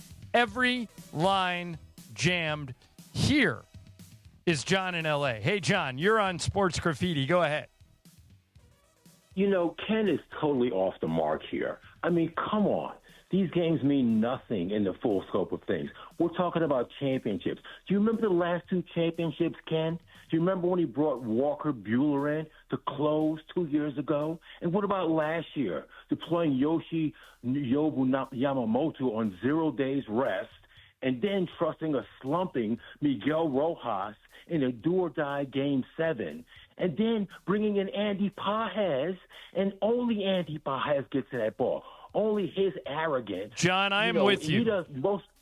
I am with you. I think all these points you're making are really good ones. Andy, I think if you put out a poll and everyone in the United States who's a baseball fan responded to it, give me one name of the person you want to manage your team, Dave Roberts wins it going away. I'm just going to go back to my standard line over the last 2 seasons when a big contingency at this station was looking for Dave Roberts to get fired. Including Steve Mason. You people don't deserve Dave Roberts. That was my continual line. Chris Morales had a bobblehead standing by. Oh, Morales is among the people that doesn't deserve Dave Roberts. Yeah, it is very interesting. Thank you for the phone call, John. Let's go to Michael in Pico Rivera. Hey, Michael, you're on Sports Graffiti. Go ahead. Hey, what's up, guys? Couple of years now, been listening to you guys. I haven't been listening the past couple of days, so I'm just kind of curious to get Ireland, get your take on it. Yeah, the Lakers selling so fast. Like, what went into that, and what are the positives that you see coming out of that? Because I mean, it was kind of a blindside from my perspective. To say the least. Yeah, to say the least, Michael. Andy and I were both, and as were most people, completely blown away and shocked by the news that the Lakers were sold again. There's a lot of moving parts here, Andy, and I think it'll all come out one day. Anybody who says they know exactly why Mark Walter, the only person who knows exactly why Mark Walter sold is Mark Walter. Katie Baker is a really good writer for The Ringer. Yeah, she's great. Did a deep dive on this last night, if you want to read about it, as to the possible reasons why Mark might have made that move. It could be, I mean, if you're a conspiracy theorist, Andy, it could be that his legal trouble with the Justice Department plays a role in this. Or if you're not a conspiracy theorist at all, it could be he saw a chance to make $2.5 billion after 1 year and he jumped at it. I don't think it requires a conspiracy theorist to think that his issues with the investigations led to that. I mean, that is honestly the most logical explanation there is. Like, I think other stuff is more conspiracy-laden. We were asked also if you can see a positive for it, and I'll be honest right now, I don't know how to feel about this, and I would be lying if I said I felt good. But if this was going to happen, I think it is better to happen now early on in this as opposed to maybe he's deeper into these problems and then it becomes more difficult to get out of it. It becomes a little Frank McCourtish. Yes. Yeah. If it's going to happen, I think it's better that it's happening now. Michael, thank you for the phone call. Here's Greg in Downey. Hey, Greg, you're on Sports Graffiti. Go ahead. Afternoon, guys. How you doing? Good, Greg. Happy Friday to you guys. You too. Hey, guys, I don't believe you guys can't use a chainsaw. You guys know how to use a lawnmower? Sure. Almost the same thing. Yeah, but if I'm cutting down a tree, Greg, with a chainsaw, and I've never used one before, the possibility of me cutting off my thumb goes way up. Here's the thing, though, that the golfer, I'm forgetting his name, Harmon, correct? Brian Harmon. Brian Harmon never clarified. Like, are we just supposed to start this chainsaw or actually do something with it? I'm pretty confident that I could actually start the thing, but if I actually have to show off chainsawing skills, like, I'm out of my element. Yeah. But Greg, I appreciate the fact you think we can do it. I think you're overestimating our ability. Here's Sam in Whittier. Hey, Sam, you're on Sports Graffiti. Go ahead. Hey, how's it going, guys? Good, Sam. Hey, John, going back to yesterday, do you still think that the Royals were, or whoever that the Brewers should have stopped? It was the Royals, Sam. I'll just say this. Eric Karros knows more about playing first base than I'll ever know. And he said that when you're a first baseman, you not only don't expect help from the opposing team, but you're never going to get it. Yeah. I personally, exactly. And this is maybe just me, Sam, if I was one of those Royals staffers in the corner of the dugout, I would have walked to the top of the stairs and just broken his fall because it's Freddie Freeman. But Andy, I fully realize I might be being naive. Well, it's not even just that you're being naive. I think you and Bergman, because I heard you guys getting on your soapbox about this. I think you guys are overestimating the Royals being devious about this. I don't think it was devious. I think it was negligent. Right. Well, but I think a lot of them were just probably frozen in the moment watching this happen. But also, too, like, if you start to make contact with Freddie Freeman, You could be in a position where all of a sudden you're interfering with a play. If you yell to Freddie Freeman, you could be accused of breaking his concentration when he's in a situation where he might fall.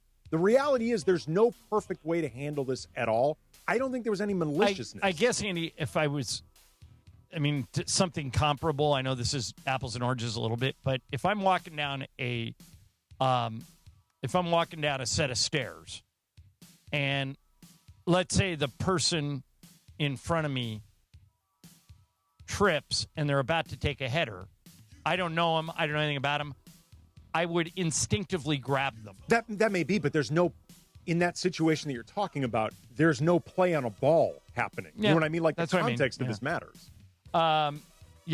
Peter Acevedo, Ireland, this is a competitive game. Ain't nobody trying to catch the opposing player, bro. And he's probably right. I'm probably being a little Pollyanna here. Well, I honestly, I don't even think it goes that deep with competitiveness. I think you're talking about a few staffers who likely have no idea what they're even supposed to do in a situation like that. Yeah, fair enough. Here is Jay in Hacienda Heights. Hey, Jay, you're on Sports Graffiti. Hey, Go John, ahead. I originally called regarding the Lakers, but everybody chiming in on the Dodgers. You know, you're an old-timer like I am. Yeah. When you wanted to see Boston and the Lakers play each other, you wanted to see them full squad. Let's go. Let's see. Let's balls up. Who's going to be the better team? This is what we're missing out on. Yeah, I know the season's long, but, come on, man. Let's go. Let's see who has the better team. Let's get it on, Oh, so you're advocating to play Mookie Betts and Max Muncy from the get-go tonight. Right? Yeah, I'd like to see him play. Yeah, let's go. What do you want to say about the Lakers? I wanted to say a caller called the other day regarding the uniforms. I want you to look at the 2000 Lakers uniforms. Yeah, somebody sent me a picture. They are a little. little different, but to be honest, Michael and I, who obviously have called every game for 15 years, didn't notice. I mean, the colors are not that radically but I guess to Laker fans, they are. One looks more yellow, one looks more gold, and it doesn't make a difference to me, Andy, but to a lot of Laker fans, it makes a difference. Well, particularly if you're a Laker fan who's like a jersey collector and a gear collector, you're instantly going to notice that stuff. Yeah. Let's go to Bobby in Newport. Hey, Bobby, you're on Sports Graffiti. Go ahead. Hey, guys. Good afternoon.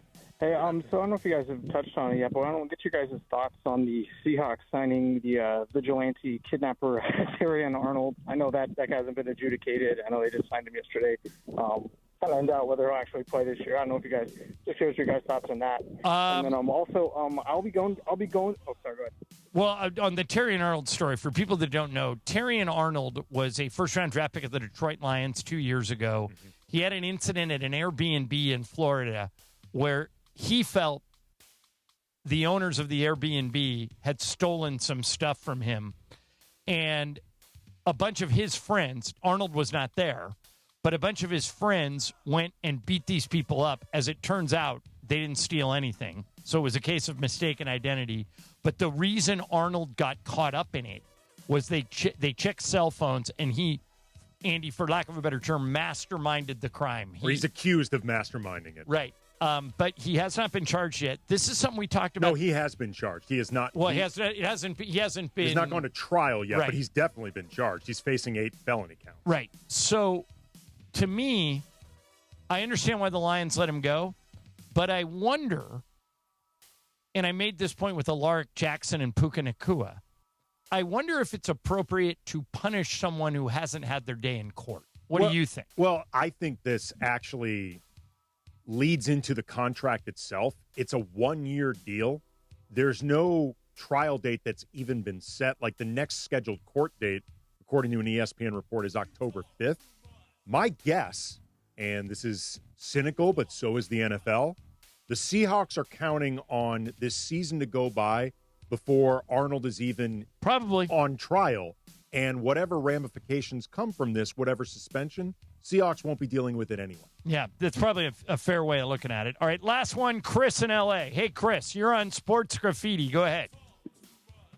Hey, fellas. John, you're absolutely right. They should hold Diaz out, bring him in a non-leverage situation, 7th, 8th inning, help him with his confidence, because that's what Dave Roberts is trying to do. He's trying to restore his confidence. So that's what's important to me. And then let him in the ninth. And the other thing I want to say about Freddie Freeman falling, he actually thought in his press conference, he said he actually thought there was a railing there. And if you look at the film, the staffers are one is has a vest on. He's a photographer, and the other guy is a staffer. And I think they both are just trying to get the heck out of the way of the ball. They didn't anticipate him coming down the stairs because no one ever. They don't want to be seen as interfering with the play. Yeah, Chris and Andy, I'm ready to take the L on this one. I personally still think if that were me, and I've been in dugouts, I've been in those camera wells. If it were me, I would have stepped to the front of the steps, even if I was like working at KCAL, and just tried to break the guy's fall. But Andy, I think your point's fair that they were all watching the ball. Maybe it didn't occur to him. And I think that caller's point is fair in that maybe I'm not seeing the forest for the trees here. It was a visiting team. They're competing. They're trying to win a game. My point yesterday was they're a last-place team that's not going anywhere, and Freddie Freeman's going to the Hall of Fame. Do you really want that on your conscience, that you let Freddie Freeman crack his head open? Thank God it didn't happen, but that's where I started. But I've had enough people, including Eric Karros about an hour ago, come to me and go, hey, bro, they're not helping you. They're the opponents. You wandered over there. It's your ballpark. I'm ready to start taking the L on this. All right, coming up next, I mentioned it earlier in the show. Andy and his brother Brian host a Lakers Monday through Friday podcast. Locked on Lakers. We'll let Andy react to the sale. We'll let him give us his thoughts on where the Lakers go from here. First, let me tell you about Blue Ice. Blue Ice vodka is as pure as the Tetons. They only use pristine water, and it's the reason there's no cleaner way to cocktail. It starts with potatoes. Most vodka is made from corn. And because it's made with potatoes, you just get pure, great-tasting vodka. Smoother, creamier, no burn, gluten-free, no added sugar, 64 calories an ounce. It comes in 3 flavors: Blue Ice Classic, Double Espresso, and Huckleberry. Everybody I've turned on to Blue Ice thanks me for it and says it's great. Emily Hebel, I left a bottle of Blue Ice for you when you house sat for me last week. What'd you think? Oh, it's so refreshing. Great with tonic. Great with a little tonic, little lime. Really refreshing. Andy, have I given you a bottle of Blue You've Ice not yet? given me a bottle of Blue Ice. I will fix that problem because everybody I gives it to, they say... He gives it to? I give it to. Yeah, good point. This is good. A lot of times you can find a bottle for only under $20. It's available wherever you purchase your spirits. I get mine at Ralph's. You can go to Bristol Farms, Vaughn's, Smart & Final, Albertsons, or wherever you buy your alcohol. Ask for it by name at your favorite restaurants and bars.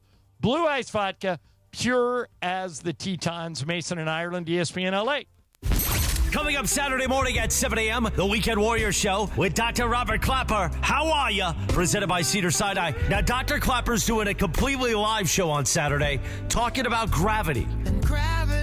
But also, he's giving away 3 spots to play in his foursome at the SoCal Hyundai ESPN LA Golf Classic on Friday, August 28th at Black Gold Golf Club in Yorba Linda. Listen Saturday, 7 a.m., the Weekend Warrior Show for your chance to win and play golf with Dr. Clapper. Mike, you've been around a lot of teams, and what you've built at Rotolo Chevrolet, it just feels different. Travis, I appreciate that. It all starts with believing in our people. If you empower them, they'll do right by the customer. And that's where the culture comes from. Exactly. We don't just sell cars. We focus on giving customers what they want and making it a great experience. That's why people like me keep coming back. I've been here 3 times. That's the win for us. I get to keep seeing you. Long-term relationships, not just transactions. Rotolo Chevrolet, #1 for a reason. When it comes to hiring, other job sites are still huddling, while ZipRecruiter's already in the end zone. What's the advantage? With ZipRecruiter, when you need to hire someone fast, you get them fast, but you also get the best person for your job. It's a win-win. Plus, ZipRecruiter doesn't depend on candidates finding you. It finds them for you. Recruiting a team or looking for fresh talent, ZipRecruiter covers the field with their powerful technology and immediately starts showing your job to the right candidates. That's why over 4 million businesses have used ZipRecruiter to hire, and why 4 out of 5 employers who post on ZipRecruiter get a quality candidate within 1 day. ZipRecruiter makes hiring faster, smarter, and more efficient from post to hire before the competition can even line up. Get in the end zone with ZipRecruiter, the smartest way to hire. Try it for free at ZipRecruiter.com/LA. That's ZipRecruiter.com/LA. Harry Douglas here to help you ignite your taste buds with Firework Freeze 5-Hour Energy Shots. Juicy cherry, citrus lime, and blue raspberry. It's that iconic freezer pop flavor, but with none of that guilty sugar aftermath. The perfect summer kick. It's delicious, portable, zero sugar energy shot bursting with flavor. Bring on the summer with Firework Freeze 5-Hour Energy Shots. Available online at 5hourenergy.com and on Amazon. That pallet of pavers collecting dust? The beginnings of a garden? Those stray fence posts? Are you haunted by half-finished projects on your land? John Deere is here to say, not anymore. Our compact tractors allow you to swap implements easily, and they're backed by the nation's largest dealer network. You always had the right idea, and with the right tools, those projects can get finished for good. Nothing runs like a Deere. Learn more at johndeere.com/compact tractors. The OGs of LA Sports Radio. So that's why I deliver. Red light player. When the red light goes on, look out, I'm on it. That's Steve Mason and John Ireland. That's what they say is you're a red light player. Especially in Amsterdam. Oh, yeah. No, I never played there. Mason and Ireland. Right now. Today it's Andy Kamenetsky in Ireland. Will Flores is filling in for BC. Emily's here, and you just start. We were talking off the air. You said I just got a text. What's from who? Okay, so I got a text from my cousin. She lives in Boston, and she's getting married in October. But is everyone in your family getting married in 2026? Is it like a game Kind of. to see how many people? I mean, every time I turn around, somebody's getting married. Yeah, just expect me to miss a couple days in October. You got but it. anyway, so she lives in Boston, and she hasn't been to LA yet, and she just texted me today, like during our show, hey, I'm in town for 48 hours. She's surprising a friend for their birthday, and I was like, oh, great. If you want to get a drink, get a coffee, like Right. I would love to. I'm assuming she's in like Santa Monica, in Beverly Hills, somewhere where like someone out of town would want to stay in their hotel. Yeah. I said, hey, where are you at? She says, Sherman Oaks. I go, Behind the valley curtain. and I say, how much do I want to see my cousin that I don't see very often? Well, why don't you tell your cousin to come to you? Just Doesn't saying, have a let me car. show you down. Oh, she doesn't have a car. Yeah, so she's only here for 48 hours. She didn't rent a car. Her friend lives in Sherman Oaks, which is why she's staying there. So what do you think, Andy? Galleria is in Emily's future? Do it. Okay. Do it. Look, getting over that hill is not that bad. There are plenty of cool spots in Sherman Oaks or Studio City. I sent her a couple like- places, like a couple bars I've been meaning to try, so maybe I'll go there. But once she said Sherman Oaks, I said, Did you send her okay. to the chimney sweep? I did not send her the chimney sweep. Well, Chimney sweep. By could the be way, good. Andy, if a family member said to you, I only got 48 hours in L.A., I'm staying in Sherman Oaks, what would you tell them to do? Don't say in Sherman Oaks. Say somewhere else. No offense to Sherman Oaks. No offense. I would try and I can help you with this, I would try and get 2 tickets to the Dodger game tonight and take her. That would be fun. Tonight is the friend's birthday. Oh, so okay. that takes it up what she has tomorrow. Because tomorrow is going to be hard because Mizorowski's pitching. And I'm going to a concert tomorrow, Oh, so and I can't. you have Rams Chiefs tomorrow, too. I have Rams Chiefs into a concert that I'm going to, so I'm kind of taking up tomorrow. But I think she's basically here for her friend. Just sent me a text to say, if you're available, I'd love to hang out. And so now I'm just hiking it to Look, Sherman Oaks. this is good for you because it's a legitimately tough weekend for you. So now you can actually, if you don't want to, avoid this trip over the hill without it really being on you. Like, it is legitimately a tough weekend. Right. And I am going to early. So the concert I'm going to tomorrow is the Rose Bowl, seeing Noah Khan. And he's doing early merch sales today. So I'm going to go there today after work. You're going to go to the Rose Bowl? Yes. And he's selling stuff from 12 to 8 p.m. And I'm trying to see if I can get there at like 3:15, 3:30-ish area, like right after our show's over, and see if I can get there where I'm outside of the lunch rush and before people get off work. But my friend sent me a video of everybody already lining up at 12 p.m. Well, Noah Khan's that popular, He sold out the Rose Bowl. Wow. The Rose Bowl? Yeah. Wow. That's like 100,000 seats. Noah Khan is massive. Wow. I so know anyway, Mace is a big Noah Khan fan. I am completely unfamiliar with him. he's like a folksy singer, sad I'm music. trying to think of what he might, Emma, would it be right to say a little Marcus Mumfordy? A little Mumford and Sonsy. And by the way, I'm going with Culture Pop, which is awesome. Shout out Culture Pop. Thanks for that. Mace got you in. Yes, Mace Okay, got me good. in, and so did Culture Pop. Thank you, guys. All right, good. Have fun. I'll be anxious to hear about that. And Andy, I wanted to get into this. You and Brian, your brother, host Locked on Lakers, a daily Lakers podcast. Bob Iger has had a tremendous run as a businessman. Yeah. He now, it appears to me, tell me if you agree with this, it appears to me that Bob will be the day-to-day guy running the team and that Josh Kushner is going to be the money guy kind of behind it all.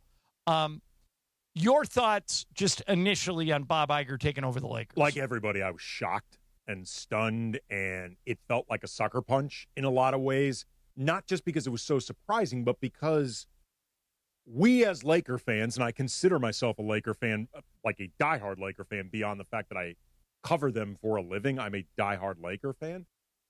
I was excited at the prospect of the Mark Walter era because not just there is a track record of success with sports at the highest level, but also it felt like there was a connection to this city and LA sports and the franchise. Like Mark Walter had been inside the building. He had been a minority owner. He had the contractual right of first refusal. So in a lot of ways, it felt like the best of both worlds from a Laker fan perspective, because you were getting the familiarity that you wanted and a sense of like connection, like personal connection with just deeper pockets than the Buss family had. Now, I mean, for all intents and purposes, the Lakers just got flipped. Like, I know this was not the intention when Mark Walter bought the franchise. Like, his intention was to be an owner for a long time, but for all intents and purposes, the organization got flipped, and it got flipped to two guys who have no connection to this city or to any LA sports. I mean, I guess other than Angel City, like they really have no connection at all. That doesn't mean it's going to be a disaster, but from a Laker fan perspective, when you are so used to the ownership feeling on some level personal and having an idea of what you had and being excited about this era moving forward, it feels like a big-time sucker punch, man. I can't lie. Again, doesn't mean it's going to be a disaster. At least Bob Iger is a huge NBA fan. Yes, he is. Which could bode well. But I Clippers think fan. Yeah. Well, I'm going to comment on that. There's a clip here. I'll play it for you. That everyone is jumping on, and I think it's a little unfair, but here's the clip. Bob was on J.J. Redick's Old Man and the Three podcast like 5 years ago. 2021, yeah. And somebody dug this clip up, and it's making the rounds. But keep in mind, back then, not only were the Lakers not for sale, Bob had no reason to invest in the Lakers. But here's the clip everyone's talking about. For the listener, a little bit of background. Bob is a Clippers fan, and he was sitting courtside for nearly every home game during my 4 years in L.A. And so you and I have spoken on a number of occasions. But I know you're very close friends with one of our recent guests, Chris Paul, who was just on the podcast. But there was a lot made of your relationship with him and your relationship with Adam Silver. It goes back a couple decades in sort of making the bubble possible, the NBA bubble happen this past season. Can you just speak a little bit about your relationship with Chris and your involvement in helping the bubble happen? Sure. I am a Clippers fan, having moved from New York to Los Angeles back in 2000, and being a big NBA fan, I needed a team to root for. And in my youth, the Lakers were a big rival of the Knicks, the team that I grew up rooting for.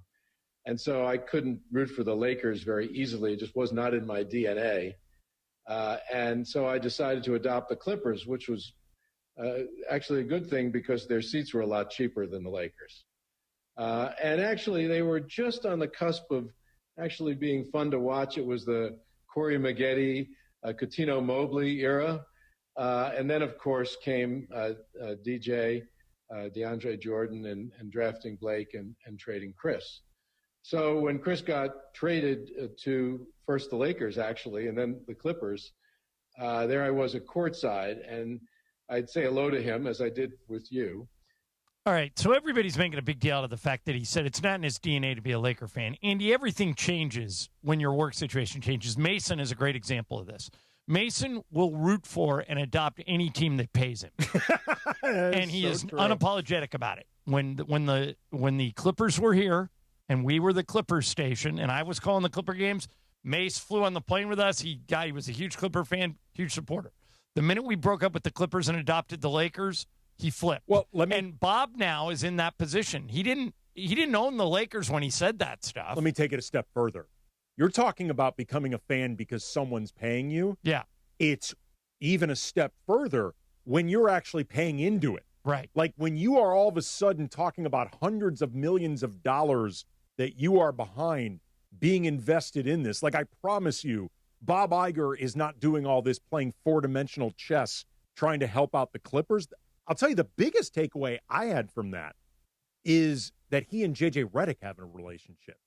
And while that does not guarantee J.J. Redick job security in this new era, it can't hurt. It can't hurt that one of the new co-owners taking over presumably likes JJ and thinks well of JJ. So again, I don't think anybody right now inside that building other than maybe Luka should feel totally secure. But from JJ's perspective, it can't hurt. Emily dug through the schedule and found some stuff that's interesting. Here's something that surprised me. I'm curious if it surprised you. The most nationally televised games you're allowed to have is 34. Mm-hmm. This coming season, 5 teams have 34 games. Knicks, Spurs, Sixers, Thunder, and the Lakers. Yeah. I thought they would lose a lot of their nationally televised games with LeBron leaving, but they maxed out. It's the Lakers, and that Luka guy's pretty good. He's a pretty big star.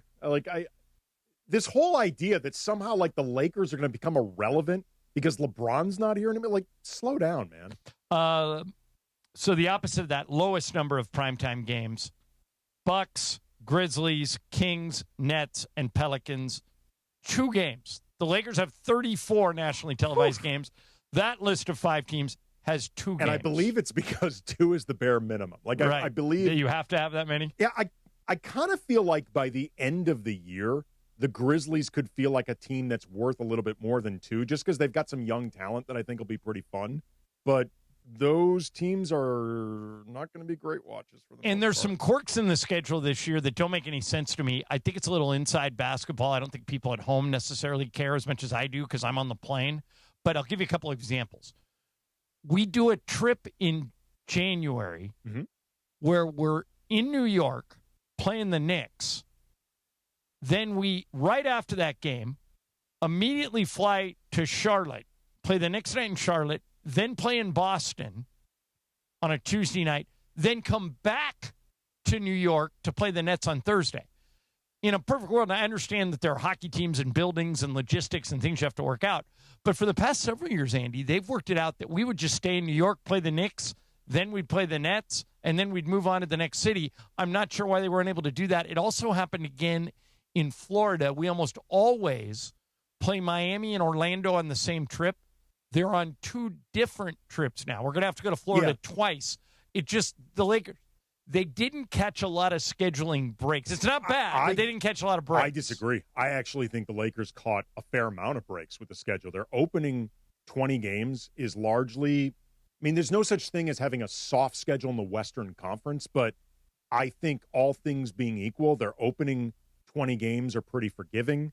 They have 15 back-to-backs on the season, but they have no travel back-to-backs that take them out of the back-to-backs that take them out of essentially California, right? Like road and home. Yeah, they have a few, but they're not hard. Right, and there's only 1 or 2 where the time change works against them. Now, I will say this though: games 62 through 82, ouch. Right. Here's something that I thought was interesting. Did you notice the last 5 games? They're against really good teams, but they're all at home. Yeah, and they have Minnesota in non-consecutive back-to-back games twice. Like, they play both away games in Minneapolis. We're going to be in Minnesota. Mike Trudell is as happy as he could be. We're going to be 4 days in Minnesota. They have those non-consecutive back-to-backs, home and road versus the Wolves. Again, like, the season closes tough, but I will say for a team like the Lakers that has so many new faces and moving parts and things to figure out, I think it's actually kind of a blessing that the opening 20 or so games are relatively soft. And to your point that they close with really hard opponents, sometimes that's a good thing, because if the Spurs and the Thunder are already locked into position, they might be resting guys in the last week of the season. Yeah, I mean, but they also, too, like I noticed the first time they play several of the best teams in the league, like they don't face the Timberwolves until a couple months into the season. Same with Denver on the road mid-December. The first game against the Sixers, obviously Christmas. They don't play the Celtics until early January. They don't play the Thunder for the first time until late January, and they don't play the Knicks until late January as well. So they get some time to figure out some stuff before they face some of the best opponents. But again, back end of the schedule's rough. There's no way around it. Yeah. All right, coming up next, Andy is critical of Puka Nacua for something that I think he shouldn't be critical of. We'll get into that coming up next. Top of the hour, we got Fast Track and gaming games later today. Andy's game. Those are always good. It is a good one. That's all coming up. ESPN LA, Mason and Ireland, back after this. Oh, I get to talk about Toyota. So we were just talking about the Lakers. You guys know Toyota and the Lakers have been in business together for over 50 years. As the official vehicle of the Lakers, Toyota is proud to be part of a great tradition in sports, connecting with fans who bring passion, pride, and all that championship spirit every single season. So whether you're heading to the game, taking the family out, or simply enjoying everything Southern California has to offer, that's Emily. She's going to the Rose Bowl 2 days in a row. She's going to Sherman Oaks to see her cousin.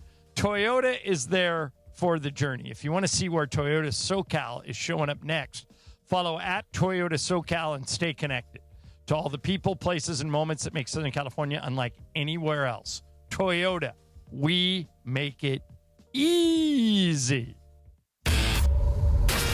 ESPN LA may sound one way on AM, but you know where it sounds best? You guessed it, crystal clear digital audio. Crystal clear digital audio on the all-new ESPN LA app. Just search ESPN LA wherever you get your apps. And you can always watch LA's mega sports station live or on demand on our YouTube channel at ESPN Los Angeles. Hey guys, it's Cap. I'm here with Angelica from Angelica's Insurance. Angelica, why do people get so stressed when it comes to insurance? Finding insurance can be stressful, Cappy. Prices go up, coverage gets confusing, y muchas veces you don't even know who to trust. Whether it's auto, home, life, or commercial coverage, Angelica's Insurance will find protection that fits your life and your budget, en inglés o en español. Protection, service, y gente que realmente se preocupa. Call us or visit angelicas-ins.com. That's angelicas-ins.com. Rams preseason football is back, and the countdown to kickoff is officially underway. Get your first look at new additions like Myles Garrett and Trent McDuffie, alongside stars Matthew Stafford and Puka Nacua, to experience every game live and enjoy home playoff ticket access, interest-free monthly payment plans, and exclusive stadium event pre-sales. Explore Rams season tickets today. Visit therams.com/2026. Don't miss out on any of this season's action and get your Rams season tickets now. In a contracting business, you're either growing or you're grinding. Success is no longer about hard work alone. It's about using AI to accelerate impact. ServiceTitan is the only integrated intelligence that seamlessly automates your entire workflow, from first call to final invoice. Born in the trades, built for visionaries ready to stop operating and start automating. ServiceTitan, AI for the trades. This is the story of the one. As a maintenance engineer at a beverage manufacturing plant, he starts his day knowing every line is ready to run, because Grainger delivers the industrial-grade products he needs to keep mixers, conveyors, and packaging equipment moving. With Grainger's vast selection of bearings, belts, and motors, he keeps operations running smoothly, so nothing grinds to a halt. Call 1-800-GRAINGER, click Grainger.com, or just stop by. Grainger, for the ones who get it done.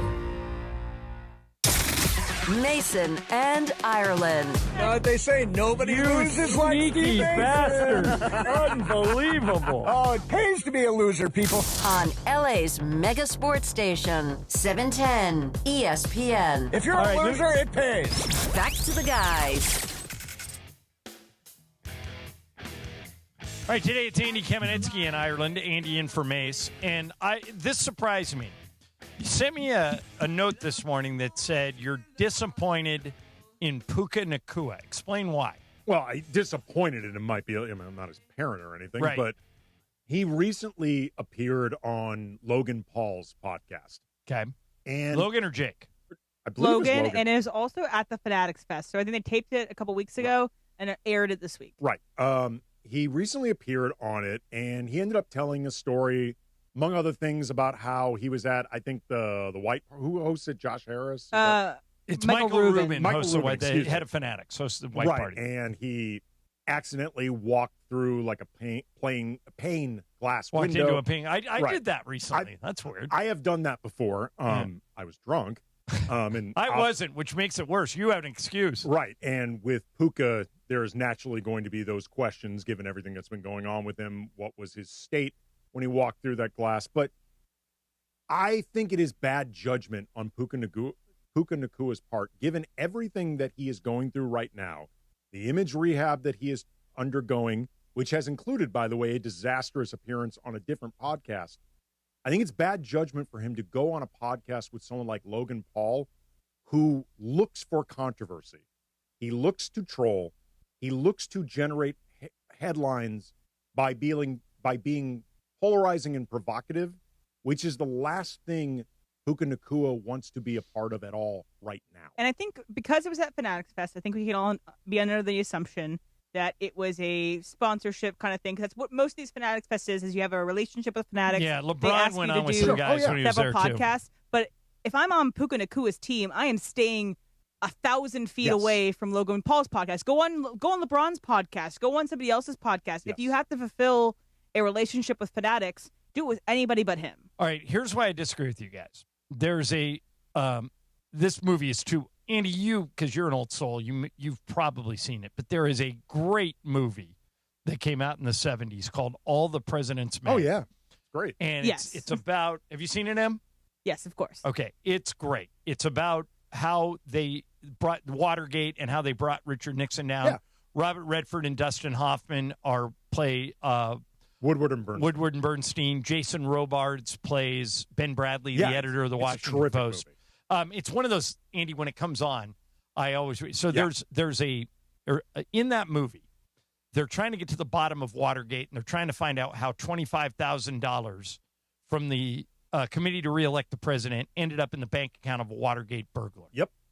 And there is a reporter, an attractive reporter at the Washington Post. Her name is Sally. Mm-hmm. And she mentions to Ben Bradley, her boss, hey, one of these guys on the committee was at my apartment for drinks the other night, and he told me that this is potentially a connection, that these Watergate burglars may be tied to the committee. So Woodward and Bernstein, with Ben Bradley with them, call this guy. His name's Ken. He's a government official. Yeah, I remember that. And Ken says, Ben, you cannot report this story. I have a wife and kids and a dog and a cat. And you cannot report that I was in Sally's apartment. That could be devastating for me. And Jason Robards says, Ken, I don't care about letting anyone know that you were in Sally's apartment.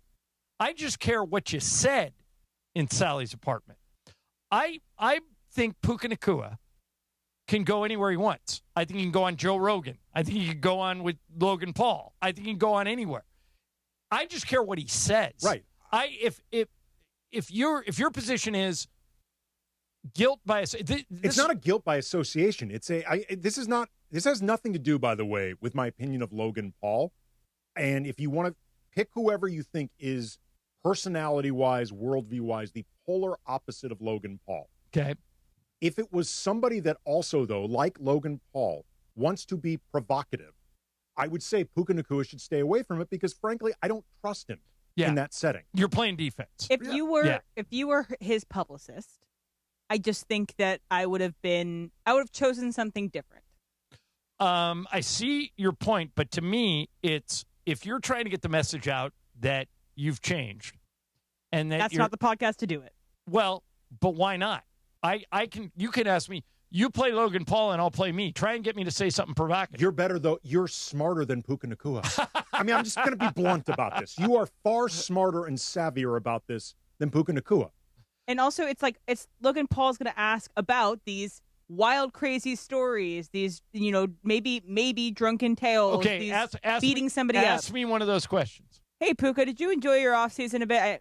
Outside of what you did in rehab, we saw you at the Michael Rubin's white party. Any fun stories from the white party? I appreciate you asking me about that because I've been in the headlines a lot, and I'm trying to change that narrative. I'm pretty much tightening my circle. I just hang out with my family. I know I did that stuff. I'm not running away from it. I've made some huge mistakes, but I'm doing podcasts like yours to try and reach as many people as possible to tell you that I'm committed to changing and moving forward. But the issue is he didn't say that.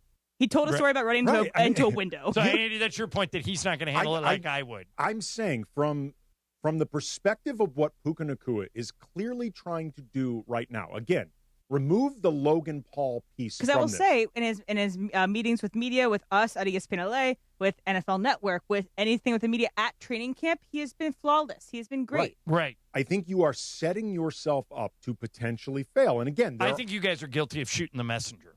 I think that it depends on what Puka says. Well, now, I'd have to go back and listen to it. He included a story of walking through a pane glass window, which is not at a party, which we.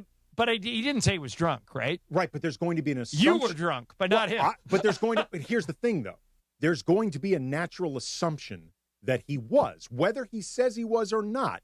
And if you are part of an image rehab process right now, what good does it do you to be in a situation where you're going to be asked about stuff like that and you don't have the self-control and discipline not to include that detail? I guess I would say, what harm does it do? I guess the response to that is it does harm if you mishandle it. But, I mean, he's got to start learning how to handle this stuff. I don't know. I don't care who he goes on. Like, during the last presidential election, I thought, and, regardless of what side of the political aisle you fall on, I thought Kamala made a huge mistake not going to Joe Rogan and attacking that audience. There were millions of undecideds. But again, though, you're trying to make this about culture war right now, and I'm saying remove Logan Paul. Take his name off it. Okay. Pick any provocative podcaster, regardless of their so if you went on with Megyn Kelly, you'd have a problem with that. Well, and pick someone super left-leaning, like Hassan Piker, if you want to throw out someone super left-leaning. Yeah. I'm saying it is a mistake for Puka Nacua to jump into that pool. Regardless of who the host is. I'm talking about the intent. You want him to stay in the fairway.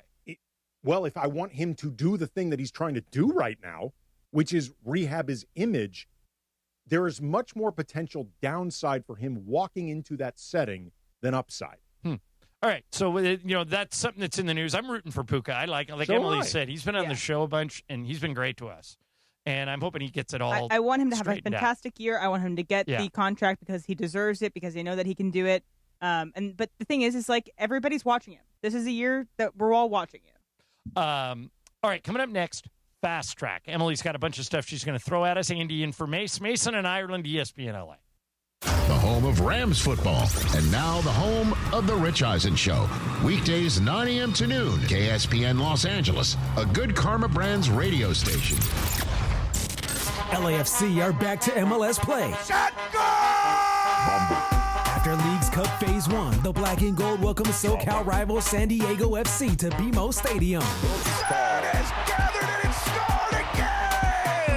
LAFC are looking to take sole control of first place while searching for their first ever win over San Diego. Pre-game starts tomorrow night at 7 p.m. on 710 ESPN and the ESPN LA app. Hey, LA and OC, if you love great food and smart prices, you need to know about Wild Fork Foods. Hosting, grilling, you just want a great dinner? Start at Wild Fork Foods. Find your local SoCal store at wildforkfoods.com. Wild Fork, quality meat and seafood, low prices, largest variety in one store. Good Karma Brands is proud to be an equal opportunity employer, providing equal employment, development, and advancement opportunities to all teammates and applicants. To learn more about careers with us, please send an email to talentacquisition@goodkarmabrands.com. That's talentacquisition@goodkarmabrands.com. Head to Waba Grill for $5 happy hour, weekdays starting at 2 p.m. Choose from 5-piece dumplings original or chili crisp or a spicy boom boom taco. Pair with your favorite premium or beverage, including our new strawberry watermelon lemonade refresher, both for just $5 only at Waba Grill. When it's time for your next vehicle, make the winning play at George Chevrolet. It's Chris Morales telling you to go see John Good at George Chevrolet. With straightforward pricing, real savings, a great selection, and award-winning service, George Chevrolet is committed to earning your business by saving you money. Whether you're a first-time buyer, rebuilding your credit, or ready to upgrade, their team is here to help you find the right vehicle at the perfect price. Visit George Chevrolet off the 91 freeway in Bellflower or shop online at georgechevy.com. Chevrolet, together let's drive. Hey, it's Ireland. Count on Jacob after a truck wreck. Count on Jacob after a slip and fall. Count on Jacob after a pedestrian crash. Count on Jacob, 800-345-6789. Call Jacob. And it is 2 p.m. in the Southland on the biggest show on the radio, Mason in Ireland. All right, it is time for Fast Track. Fast Track. The return of Fast Track, driven by our friends at Cerritos Auto Square. Why do more people buy their car at Cerritos Auto Square than from any other location in Southern California? Easy. With 24 dealerships side by side, car shoppers can find the right car at the right price at the right location. Cerritos Auto Square. Learn more at CerritosAutoSquare.com. Time for Fast Track. Down low is 350 cube, 3 1/4 horsepower, 4-speed, 410 gears, 10 coats of competition orange, hand rubbed lacquer with a blue plain manifold, open race cams. Fast Track on Mason in Ireland. Time for Fast Track. Take it away, Mace. No Mace today. Andy Kamenetsky sitting in for him. Zoom, Emily. Well, you guys are all huge dog people. You love your dogs. They're very important to you. Well, very important to Anne Hathaway as well. So Anne Hathaway believes that any movie in which the dog does not make it out of the movie should be rated R. She said this: I feel like movies that kill dogs should automatically be rated R. It doesn't matter if anybody curses. It doesn't matter if there's any violence. If a dog dies, it's R-rated. What do you guys think? I hate to admit it, but I'm with Anne Hathaway. John Wick, the first John Wick, they kill his dog early in the movie. And Andy, I couldn't get that out of my head the whole rest of the movie. My wife loves action movies, loves Keanu Reeves, and will not watch John Wick specifically because of the she won't watch any of them. Specifically because of the opening, 10 minutes of John Wick. She won't watch it. And it is actually, if you are a dog lover, stuff like that, man, it really does hit hard. I remember, Em, there was in L.A., I worked in TV news for 30 years over at KCBS KCAL. And as you guys all know, if you live in L.A., the quickest thing to blow up whatever plans you have is a freeway chase. So one year, this was years ago, there was a freeway chase, and this guy was trying to get away from the cops, and he had his dog in the back of his car, and he set the car on fire with him in it. He killed himself and the dog. And the reaction, I was working that night at KCAL, the reaction was not sympathy for the person. It was sympathy for the dog. What? That poor dog, he didn't deserve. Yeah, he's he innocent. didn't deserve that. What did the dog do? I promise you. Andy, I couldn't believe it. It was probably... I was there when they were answering the phones. I was just waiting to go on and do sports, which, of course, got canceled that night because there was a freeway chase. But I was with Larissa, the person answering the phone, and she was telling me that she goes, 80 to 90% of these calls are sympathetic to the dog. They don't care about the person. People have a soft spot for dogs. Particularly if you are, dog lovers, and I am one of them. We are our very own specific thing, and man, we will ride or die with our dog. Em, are you with Anne Hathaway, or are you on the other side? I'm not. You go to a lot of movies, so this would affect you. I mean, the ratings don't really affect me because I can go to see it. I'm over 17. I can go see any movie I want. Really? But I don't think in a movie. I am still affected. Even though I'm not the world's biggest dog person, I'm still affected when an animal is in crisis in a movie. I honestly think about House of the Dragon. Those dragons are like dogs, and when they started fighting in this season, I'm like, oh no, don't kill the dragons. that movie, How to Train Your Dragon, Yeah. that series, the dragon reminded my wife and I of the cat that we had at the time. Yeah. Cats, dogs, yeah. And my wife grew incredibly attached to that dragon in How to Train Your Dragon. Again, if you are an animal person, this is something that you deal with on a regular basis. And that's also why people love Project Hail Mary, too, because they see Rocky as one of their pets, too. Mm-hmm. So there's that. All right, I have another fast track for you. Okay. So do you guys know who Shabuzi is, right? Of course. Yes. Yeah. He sang that Bar song. song. Yes, bar song. Song of the year a couple of years ago. He's also going to have the college football on ESPN theme this year. But a couple. Is he really? Because he has the NFL Thursday night theme on Amazon, which is really catchy, by the way. Yeah. So he's going to be both the musical soundtrack for ESPN and Amazon. Yep. Good for Shabuzi. Yeah, good for work him. If he can get it. So a couple got married along a river in Mammoth, but who photobombed them? But Shabuzi and all of his friends were floating down that river on little inner tubes. And so this couple was taking pictures. Did they know him? Were they smart enough to realize they were dealing with Shabuzi? Yes. Well, I think first they went over to try to see if, hey, maybe you guys could stop your float while we take these pictures. But then they realized it's Shabuzi. He photobombs them, gives them a peace sign. But my question is, so say he was on a floaty, say he was just going by, and you see Shabuzi, hey, would you want to come to our wedding, come sing at our wedding? Is there any good wedding crasher? Oh, of course. I've told this story a bunch, so get ready for massive criticism. Not the same story, coming John. from the people that listen every single day to every single segment. But one of my wife's best friends got married at the Ritz-Carlton in Dana Point. Oh, it's pretty. I've been to it. And so my wife was off with the wedding party taking pictures, and I was standing with another one of the husbands. And I go, hey, Eric, get a load of this guy coming out of the water. He looks just like Mick Jagger. And he looks at me, he goes, John, that is Mick Jagger. And Mick Jagger's walking up the beach at the exact same time these girls get married. So Tracy, the bride, runs over and says, will you take a picture with us? And Jagger, to his credit, said, I will literally do anything but that. If I show up in a picture next to you in a wedding dress, it goes tabloid viral, right, and exactly. I'll never walk it back. But I wish you well and have a great wedding. And he sent him a bottle of champagne. Oh, that's and, nice. Yeah, and went on. That's really cool. Along with his day. But I would think that whatever wedding crasher, there's 100 great wedding crashers I can think of. If I was walking through a hotel and I was getting married there and Sting walked through the lobby, come on, let's That would go. be pretty fantastic. That would absolutely be pretty awesome. Yeah, I think that, wouldn't you want somebody like that, like Shabuzi, to crash your wedding? Oh, yeah. I'm not a bride, so who knows? What if it's somebody that the groom likes but the bride doesn't like? So say it's a comedian that, the person that I marry really, really loves, but I think they're unfunny and terrible. Andy and I have both learned this the hard way. Happy wife, happy life. The day is for the bride. I was going if to say, the bride does not like the crasher is out. This is a very potentially dangerous game. The idea of any crasher who could upstage the bride. Like, you are potentially walking into some treacherous waters. So one of my best friends who I grew up with, I was in his wedding and he was in mine. And he got married first.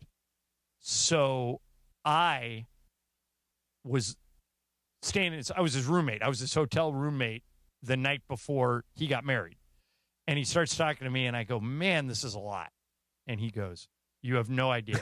He said, after a while, it's like you're in a tidal wave and you just try and ride the wave rather than fight it. And he was right. Somebody in the chat just brought up a great scenario for Emily as far as like weddings and her theoretical wedding and crashers. How would you feel with Taylor Swift potentially crashing your wedding? Because obviously you're a Swiftie. Oh, but 1,000%. But at the same time, she could end up overshadowing the hell out of your own wedding. I don't care. Have Taylor come up, have her sing just an amazing love song. This is my favorite song from her, but it's not necessarily a love song. But like New Year's Day, I'd love to have her just sing a song and then go on her merry way. Honestly, I think that's an awesome. And by attitude. the way, she did go to a wedding at Dana Point, the Ritz-Carlton Dana Point for Juju Smith-Schuster. because Travis was because invited. Travis Kelce got invited. Yeah, that'd be cool. Taylor Swift just kind of showed up at your wedding. All right, let me sneak this in here before we go to break. Andy, it's been well documented that the Portland Trailblazers have a new owner, Tom Dundon, and he is cutting costs left, right, and sideways. He's fired 80 people. He's cut everything down to bare bones. He clearly appears to be a micromanager, hedge fund guy who doesn't necessarily care. Well, he's showed up basically daring the city to give him a reason to move the team. Okay, so you took me where I want to go. There's a website called Blazers Edge. Yeah, they're good. And a writer on there named Dave Deckard. He wrote an article this week where he argues the city would be better off if they just told Tom Dundon to go pound sand and let him leave. And he ran some finances that make some sense, and the city would not take a huge loss. And he said, we're catering to 20,000 Blazer fans. The region wouldn't miss him. What do you think of that general idea? Is Deckard right? Like, if you were the mayor of Portland, would you even care if the Blazers left? You'd obviously care. I mean, it would be a massive cultural event if the Portland Trailblazers left Portland. Like, you and I have both been to games in Portland. Yeah, they're great. That fan base is fanatical. They're loyal. They truly care. That being said, though, the writer, Dave Deckard, is correct that there is going to be a large chunk of of Portland that doesn't necessarily care about the Blazers and certainly don't care about them enough that they want their tax dollars to go towards funding an arena for a billionaire that clearly doesn't give a bleep about him. Also, too, like time and time again, studies show that publicly funded arenas, publicly funded stadiums do not help the city at large. They typically help the billionaire. I know there's jobs created, yada, yada, yada, but in the aggregate, they help the billionaire way more than they help the city. And I think there's a big part of it with Dundon specifically. You already can't trust him. So I agree with that. So the idea that, well, you know, if he makes some type of commitment, if the city puts up some type of funding for the arena, I can promise you he's going to be looking for language to get out of it. And even then, nobody's going to trust him to not do that. Here would be my one counter to that. I've always believed that sports teams are the front porch of a city. Yeah. In other words, I would have no idea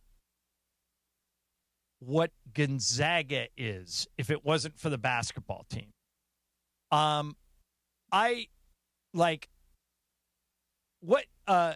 Emily, what town is Virginia Tech in? Blacksburg. Okay, so I've heard of Blacksburg, but I wouldn't have heard of it if it wasn't for B-Tech. Virginia Tech. A sports team can it's like a postcard. It basically can bring your city like, oh, Portland. I'm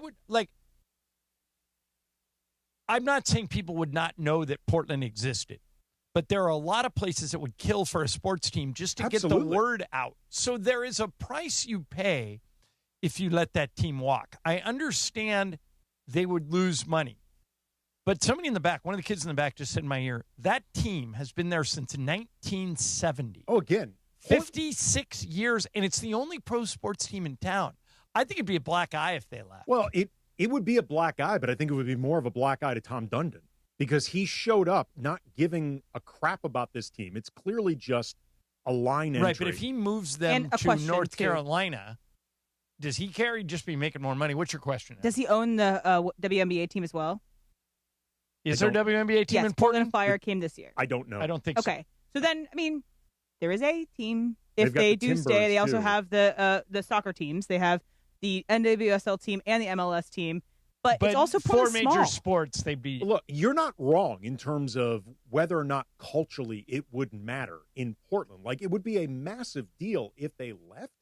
I'm just telling you, there are plenty of people in Portland who would say, I don't want my tax dollars subsidizing something for a billionaire that does not care about this. And if you're not a Blazers fan, you're not directly benefiting from this at all in your mind. And you feel like you're going to be paying into something that you're not benefiting from. directly. All right, fair enough. Question though, if they do innovations, better thing for the concert venue. Yeah. That also, so if I'm not a Portland Trailblazers fan, but I really want to see this act come through town and I want a nicer arena, that is one way to benefit from it. Well, like Andy said, that's a good arena and it's fun, and the people up there, the one thing I respect about them, I think they hate the Lakers in Portland more than any other city. Michael says that it's deeper than that. Michael played there for 8 years and lived there for a long time. His kids were born there. It's a great city. I really like Portland. Michael says it's because everything that L.A. represents is the opposite of Portland. And I said, what do you mean? He goes, well, you see any girls wearing makeup up here? He goes, you see anybody dressed up? He goes, they're all wearing flannel. They like the outdoors. Everything in L.A. to them is fake. Up here, they consider themselves authentic, and that's why they hate the Lakers. So that's part of it, too. I like Portland a lot as a city. Again, it would be a big deal if they left. I just understand the idea of objecting to essentially subsidizing a billionaire who looks like he doesn't give a crap about the team anyway. All right, more Fast Track coming up next. Mason and Ireland, Andy in for Mace, ESPN LA. It is Fast Track on Mason and Ireland on 710 ESPN, the all-new ESPN LA app, and always on YouTube at ESPN Los Angeles, driven by Cerritos Auto Square. All right, it is time for Fast Track. Fast Track. Why do more people buy their car at Cerritos Auto Square than from any other location in Southern California? Easy. With 24 dealerships side by side, car shoppers can find the right car at the right price at the right location. Cerritos Auto Square. Learn more at CerritosAutoSquare.com. Time for Fast Track. More Fast Track next. The personalities you know. The teams you love. Keeping it there for Son. Puts it on the left foot shot. Get it!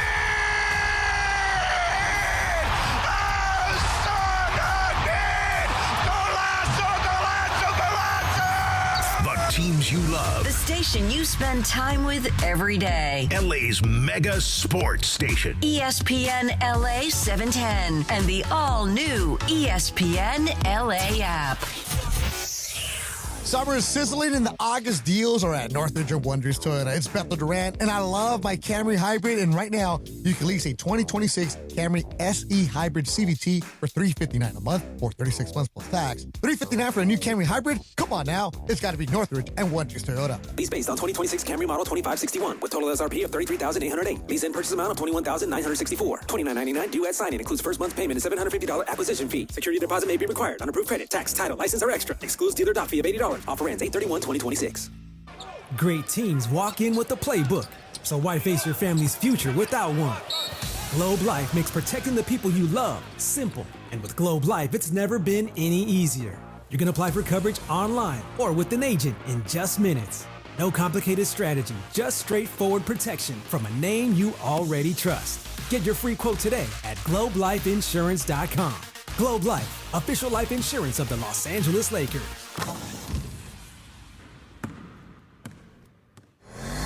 The Circa Million Pro Football Challenge is back. The greatest football contest in the world, coming straight at you from the greatest sports destination in the world, Circa Las Vegas. A guaranteed $6 million is up for grabs with a cool mill and the coveted blue jacket going to the winner. And hey, if you suck, no prob. Come in last and $100,000 is coming your way. It's $1,000 per entry, max 10 entries per person. Enter in Nevada, play from anywhere. Learn more at circasports.com. Circa Las Vegas, the time of your life. Looking for a vodka with standards? Blue Ice delivers. American-made from Idaho potatoes, gluten-free, non-GMO, and only 64 calories an ounce. Enjoy the classic huckleberry with lemonade or award-winning double espresso. Blue Ice vodka, premium taste, nothing extra. This is a special notice to U.S. taxpayers owing $10,000 or more to the IRS. Tax Relief Advocates is urgently notifying taxpayers that tax relief initiatives are now available that may significantly reduce or eliminate what you owe. If you're afraid of an IRS lien, levy, or wage garnishment, don't lose hope. You can now take advantage of these current relief programs to end all collections, reduce the amount you owe, and resolve your tax problem. Even if you have years of unfiled tax returns or are already in a payment plan, you may still qualify for significant relief. Struggling taxpayers can now get relief they need during these hard economic times. A hotline has been established by tax relief advocates for you to call and see what you qualify for. They are A+ rated with the BBB and have over 1,000 5-star reviews. Don't wait. Call 800-575-9087. 800-575-9087. That's 800-575-9087 or simply visit tra.com. Fast Track. And it is Fast Track on 710 ESPN. Mason and Ireland on the all-new ESPN LA app, 7:10 a.m. and always on YouTube at ESPN Los Angeles. Fast Track now back in the 2 p.m. hour on Mason and Ireland, driven by Cerritos Auto Square. Why do more people buy their car at Cerritos Auto Square than from any other location in Southern California? Easy. With 24 dealerships side by side, car shoppers can find the right car at the right price at the right location. Cerritos Auto Square. Learn more at CerritosAutoSquare.com. Once again, back to Fast Track and back to Mason and Ireland on 710. Zoom, Emily. So I saw the Hollywood Reporter write this article that described a certain trend in thrillers as either a white wine thriller or a red wine thriller. And once they said that, it unlocked everything for me. So let me describe the difference. Okay. A white wine thriller is a show like All Her Fault that starred the woman from Succession this year that was on Peacock. Sarah Snook, Sarah right? Snook. And then Big Little Lies is a white wine thriller. 9 Perfect Strangers, 5-Star Weekend. Anything with Nicole Kidman in it. Okay. That's going to be a white wine thriller. Okay. Mostly in the northern part of the United States, maybe California. Then a red wine thriller is a little darker. That shows Sharp Objects with Amy Adams. Furious. Andy's watching it right now. It can be in that. It's on Hulu with Emmy Ross. Another one is like The Outsider that was also on HBO. It's a little darker, maybe a little more sinister. Still centers a woman, but the woman is maybe a cop. The woman is maybe sort of inside and deep into this. So are you more attracted to a white wine thriller or a red wine thriller? The white wine thrillers, just the way you described it, sounds very chick flick to me. And I'm, me, I have no problem watching Real Housewives or watching any of that stuff. But I never watched Big Little Lies. I never watched. Did you watch Gone Girl? The movie? Yeah. Yeah. But that's more like, I think, a red wine, though. Yeah, so, I like it. I thought it was really good. The one you're talking about with Ben Affleck and, Rosamund Pike.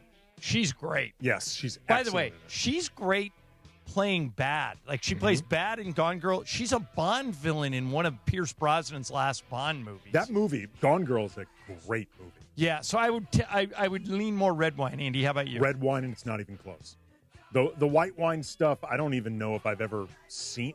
I'm trying to think of an example of a. So you never saw Big Little Lies? Nope.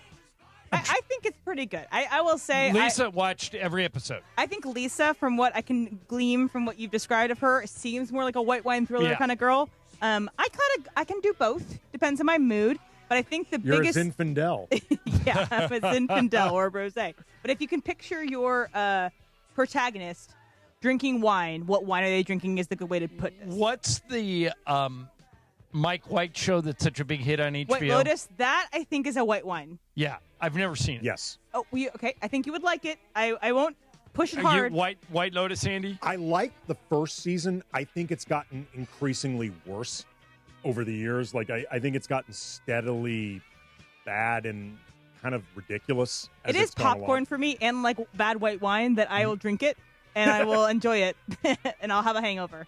So there's that one. Here's my next fast track. So LA Times did a 13 LA parking hacks every person in LA should know. Includes things like, the yellow loading zones, the green marking, what the signs actually mean. I'm not going to go through all 13 of them, but okay. Are you ever a risky parker? Are you someone that says, oh, screw the sign, I'm going to do whatever I want? No, I'm the opposite. I always think I'm the one who'll get towed. So I never... this happened to me the other day. I was driving in here, and I'm driving down Olympic, and if you're coming down Olympic, and I was getting ready to turn right into the parking I was garage. like, which direction are you coming from, John? East, west, north, south? I couldn't tell you, of course, because I have no directional sense, but I was driving down Olympic, heading towards Fleming's, and I was making that right into the parking garage. And I'm in the right lane, and some dude pulls up in front of the Ritz-Carlton, does not go into the turnaround. He just stops on Olympic in the third lane, gets out of his car, hits his lock, and walks into the hotel. So he is, in essence, eliminated the third lane on Olympic. And I'm not this guy, but I have to admit, my head went here. I go, that dude needs to get towed in a heartbeat. Yep. I don't think he did, though. I think he was aggressive. He couldn't find a place to park. He said, I'm only going to be in here a minute. And he basically took a calculated risk, Andy, that he would not get a ticket or get towed in the 5 minutes he was going inside the hotel. I would never do that because I would be the guy that would get ticketed or get towed. Yeah. Here's the thing. I don't think you're going to get towed in that situation specifically because it takes longer than 5 minutes to get a tow truck order there, the tow truck. to get hooked up. You are risking a ticket, though. Like, that is a very easy ticket. I just don't think you're going to end up getting your car hooked up in the process. I am super careful, like you, about parking restricted. Like, for example, my house, we park tandem in my driveway because our garage is filled with stuff. We basically use our garage it for storage. Yeah. And because of that, my wife and I basically park tandem sideways across the driveway. But we both have to be super careful that she's in the front part of it, her front wheels. I'm in the back part, my back wheels. Stay in the driveway area because we've been ticketed before with our wheels being slightly over. Let me ask you a weird question. So you each have a car, right? Yes. So if your wife's at home right now, I don't know if she is or not. Let's say she is. Mm-hmm. Your wife's at home. She's parked in the driveway. You're getting off work here in about 45 minutes. Mm-hmm. You go home, park behind your wife. Yep. Does that mean every time your wife wants to go someplace in her car, you have to move your car? No. There's enough space in the driveway because we're going long ways across the driveway. Gotcha. So there is enough space that she can back. Because that would drive me insane. Yeah, we have figured this out. We have to be very good about this and very specific, but we can make it work. But we also have to make sure our wheels are in the right place because we've been ticketed for the wheels being over the driveway, like basically into like the grass part of it. Even though that's when they come for you. Yeah. Okay. Let me slip this in before we go to the break. This is, in the world of social media, every team, every professional sports team, including all of ours, Lakers, Dodgers, Kings, Rams, everybody, has a social media team. And you are providing content for your fans so they can get excited. So in Philadelphia, the Eagle fans are tough. Somebody on the Eagles social media team posted Quinyon Mitchell, their corner, is one of the best corners in the league. Might be the best corner in the league. He's really good. He had a really good interception the other day in practice. So the social media team was out there shooting practice, and they post the interception. The problem is that the person who threw the interception was Jalen Hurts. And the reaction of Eagle fans wasn't to praise Mitchell, but to rip Hurts. And Chris Sims, who's on Pro Football Talk with Mike Florio, points out here that it shouldn't matter. Like, you should be able to, if you're an educated person, say, wow, great play by Quinyon Mitchell, but that's not the way fans think. And so now Chris was asked, does the social media team deserve to be criticized? And his answer was interesting. Here's Chris Sims. Johnny the plumber in his mom's basement blows this crap up more than what it needs to be. But at the same time, as crazy as all that is, and I want to go, it means nothing, and who cares? You're part of a social media team of a franchise now. You actually got to be careful with stuff like this. And it is a little bit of a self-inflicted wound that just puts more pressure and spotlight on it. But I sit here as an old school guy and go, who the hell cares? And they're going to show Quinyon Mitchell getting burned by Devontae Smith on social media at some point too. It's just they're trying to pub their guys. And Mitchell's one of the best corners in football, if not the best last year.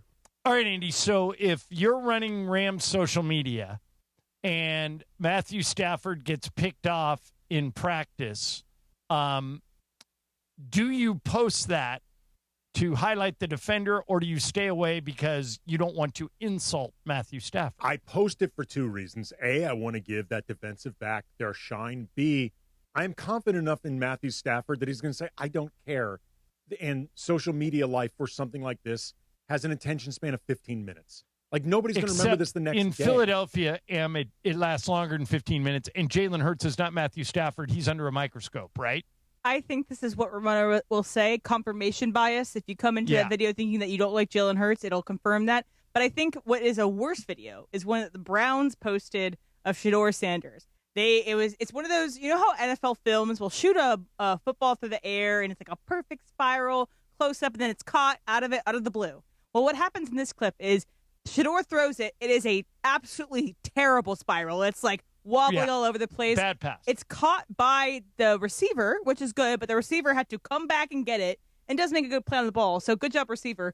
Shedeur looks terrible. I don't think they should post that. Sorry? Was the pass tipped or anything? No, just terrible. Well, see, now, okay, something like that, I think you should avoid if you're a social media team, because that actually quarterback gets most of the attention anyway. That actually makes him look bad. Like, the case with Jalen Hurts, like, if you're doing practices, Jalen Hurts can play fine and passes get intercepted, but at least his pass was a spiral. Right. Like, in the case of Shedeur, you're throwing it like a guy that doesn't even know how to throw a football. Like, that makes him look bad. It is an interesting dilemma for people that work in social media. All right, let me tell you about it. You guys listen to the station. You know, you hear Morales and I talking about LifeSource whole house water systems. Chris and I both have them.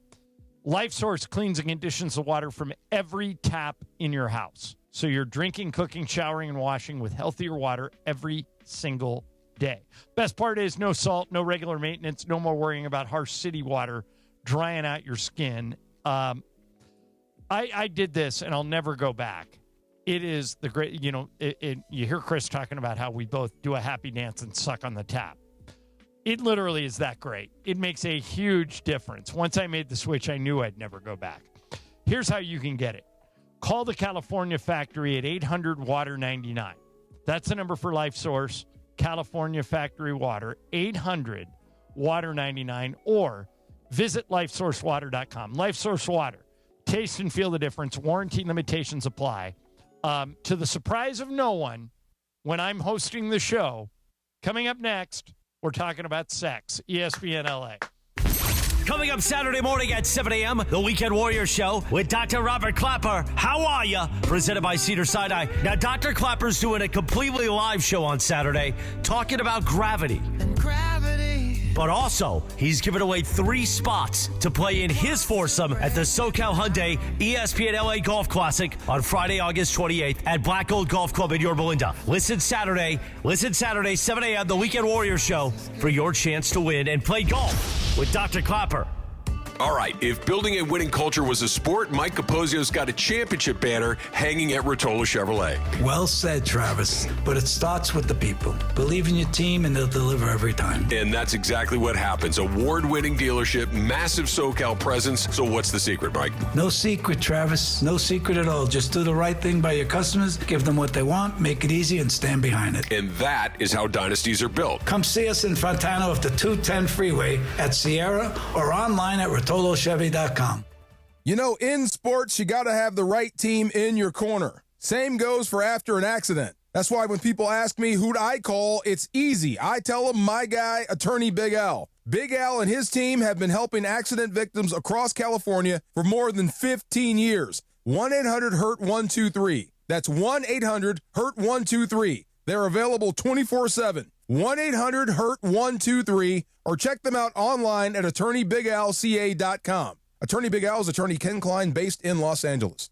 Rich Eisen here with some advice. If high-interest credit card debt is grinding you down, it might be time to call an audible with a SoFi personal loan. It consolidates your debt into one low monthly payment with no fees required. And with as soon as the same-day funding, you can make the right play fast. Call an audible on your debt today at SoFi.com/debtplay. Loans originated by SoFi Bank N.A., member FDIC. Terms and conditions apply. NMLS 696891. Fast funds terms apply at SoFi.com/debtplay. My name is Whitney Allen, and I'm a widow. My husband, Ryan, died. We never thought we'd ever have to use life insurance, but the unexpected happened. With Ethos, signing up was fast and 100% online. You can get a quote in seconds, apply in minutes, and get same-day coverage. No medical exams, and you can get up to $3 million worth of coverage. I'm grateful we were prepared. Get your free quote at ethos.com/play. That's ethos.com/play. Paid spokesperson. Time spent on application may vary. Online health questions required. Mason and Ireland on LA's mega sports station. Oh my, am I really on Mason and Ireland show? Yes. This is a great moment. Hey. Right now, more of Mason and Ireland on 710. All right, Game of Games coming up in about 10 minutes. Andy Kamenetsky's game. And before we get to that, there is a new movie out, Andy. I have not seen it. Emily sees most of these. Emily, have you seen One Night Only? Haven't yet. It is on my A-list queue, so Okay. I'm seeing it soon. Will, have you seen it? No, I haven't. All right, Will, how old are you? I am 34. Okay, and Em, you're 30, right? Andy? How old am I, Yeah. or have I seen the movie? No, I'm guessing you haven't seen the movie. I have you? not seen the movie 54. Okay. So you're closer to me in age. Mm-hmm. Will and Emily are closer to them in age. So the director of One Night Only. Easy, Emily. I hear the wheels in your head turning. Hey. Right now, all the future jokes, easy. Yeah. Well, I think you're still younger than Travis, but we'll find out. Well, for these purposes. Will Gluck is the director What a name. of One Night Only. He's had some success. He did the movie Easy A with Yeah, Emma it's a good movie. Stone. Very Fun good. thing about that movie, my first movie I ever saw by myself. Easy A? Yeah. It's good.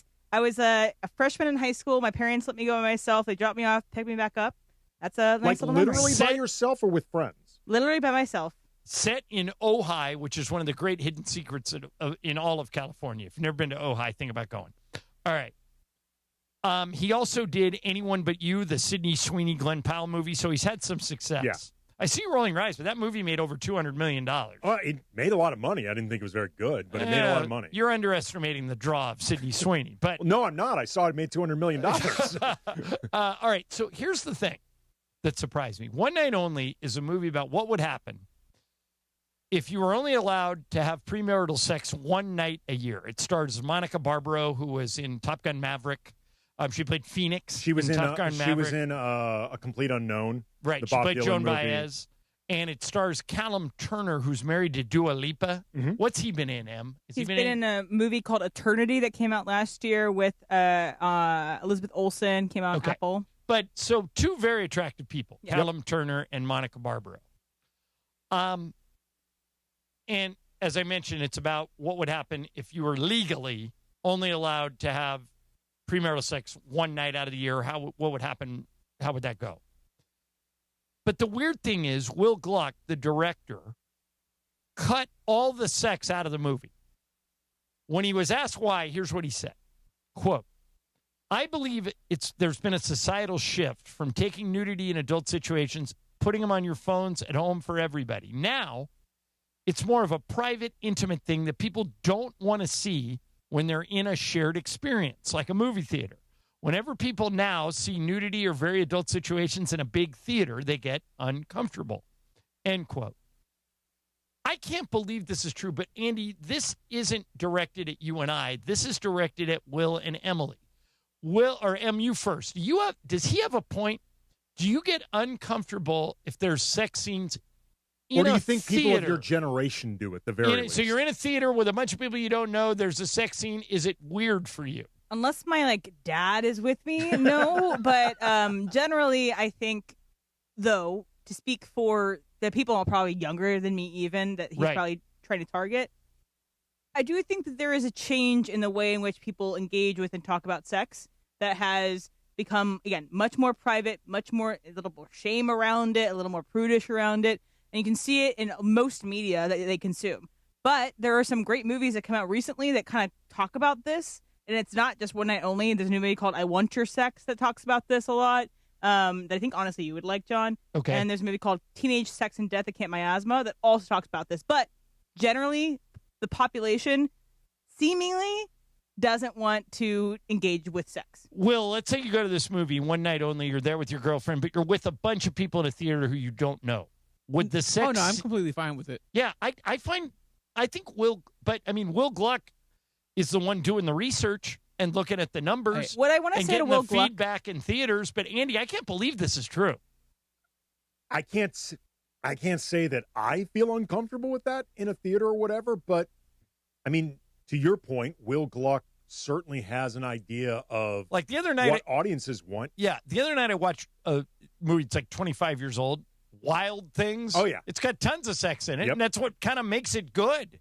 But so I guess there's been kind of a change in generally more prudish mentality sense about like sex in a general sense. I think, like he said, a lot of people have not shame, maybe some shame about it because they're using their phone to look at the access to more sex than they've ever had before.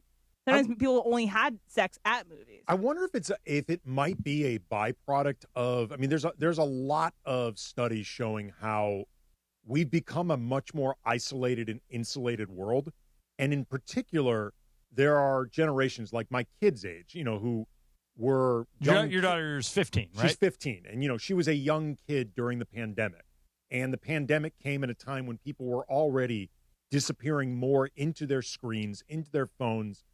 Maybe less socialized, maybe less out with people.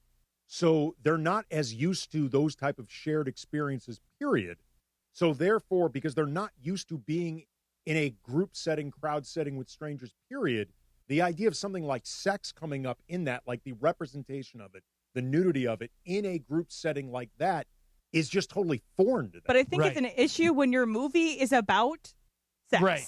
To not have sex is crazy. Andy, if they released 9.5 Weeks or Body Heat in 2026, would they have to cut the racy stuff out? No, I think those movies could find Or I think Wild they could, Things, for that matter. Yeah, I think they could find their audience. You're also too talking about what demographic are you looking to appeal to in this particular case with Monica Barbaro and Caleb Turner. It might be that younger audience that, again, may but also a wide-reaching audience, too. Right. They're like basically broadcasting to all people in this age group as opposed to the movies that I mentioned, which is still targeted this age group, but a much more niche version of it. Right, and also might be a movie that, frankly, they're counting on streaming more and eventually seeing it in their home anyway. Okay. Game of Games coming up next. Geeter's in today, so he's going to play with us. I think Geeter could be good at this game. But All we'll right, see. do you want to tease it or surprise us? I will give you a hint that I don't think will give anything away. Okay. It is related to Birthday Boy Steve Martin, and it is a game that I once attempted to do, but we weren't able to finish it because is when Momo and I were doing Mason in Ireland. Okay. And we ended up getting Cameron Carr. It was the day he was All introduced. right, so this is the full play. I didn't get to finish it, and I double checked. Nobody from that day was here. Perfect. So, All right, so I was excited because I got to reuse this game now. Yeah, that'll work. What a fortunate moment we find ourselves in. Yes. That's coming up. Game Shout of out, Games Cappy. is next. ESPN LA. Mornings in LA start with Sedano and Cap. But Trav, when you're stuck in traffic, I'm a big DeMarco and Travis fan. Weekdays starting at 7 a.m. on ESPN LA. But on Tuesdays, I must admit to you, Live Imaging Tuesday is my favorite day on DeMarco and Travis. Oh, I'm sure it's Travis's too. And and Trav, I'm sorry to tell you that what makes it my favorite day on the show is how much I feel your vibe of how much you hate Morales pulling in and taking over. And so, for me, I'm just letting you know, I love Live Imaging Tuesday on DeMarco and Travis, and my favorite part is how much you hate it. Well, it depends on what the topic is on any given day. There are many, many moments where I do hate it. There are fewer moments where I can tolerate it, okay, but... Listen, imagine doing that 5 days a week. I feel your pain every day. The Morning Show with Sedano and Cap. Weekdays starting at 7 a.m. on ESPN Los Angeles. There you were, surrounded by fans, sharing wings, sharing drinks, high-fiving random strangers. Everybody remembers the game, but nobody remembers the guy coughing behind you until a few days later. It's 2 o'clock in the morning. You wake up, you got a fever, your throat's on fire. So now what? Urgent care closed, ER slammed, telehealth? Maybe, but the pharmacy's closed. You need a medical emergency kit. These are not first aid kits, everybody. They contain essential prescriptions used for over 30 common conditions, sinus and ear infections, UTIs, stomach bugs, traveler's diarrhea, and more. You can even use your doctor-developed guidebook to select the right prescription or call their telemedicine doctor standing by. It's like an urgent care in a drugstore in your house. When you're sick, traveling, or stranded, you'll wish you ordered a medical emergency kit. Order online in minutes, and it's shipped to your door. Save $45 with our promo code 710 at urgentcarekit.com/710. That's promo code 710 at urgentcarekit.com/710. When you're planning your next job, options matter. Now in stock at Lowe's. Get the roofing brands you trust, including GAF, Owens Corning, and CertainTeed, with more colors to choose from. Shingles and accessories are in stock and ready to go. And when you're on the clock, we help keep you on schedule. Order by 4 p.m. and get next day job site delivery on select items as early as 6:30 a.m. At Lowe's, we have your back on the job. Delivery Monday through Saturday in select zip codes, subject to availability. Progressive presents ways to save money that aren't bundling your home and auto insurance with Progressive. Thanks again for taking me to the game, man. I can't wait to get in there. By the way, what's in the bag? Oh, I bring my own hot dog and peanuts. Saves a ton. Savvy. And what about the beach chairs? Why buy seats when you can save big and bring your own? We can't get in without tickets. Tickets? What do you think the portable TV is for? Don't save money pretending to go to the game. You could save hundreds by switching to Progressive. Get a quote at Progressive.com. Progressive Casualty Insurance Company, affiliates, and other insurers. Not available in all states or situations. And it is time on Mason and Ireland for the final segment. The final segment of the show, always Game of Games time, presented by the one and only Jacob Emrani. Call Jacob.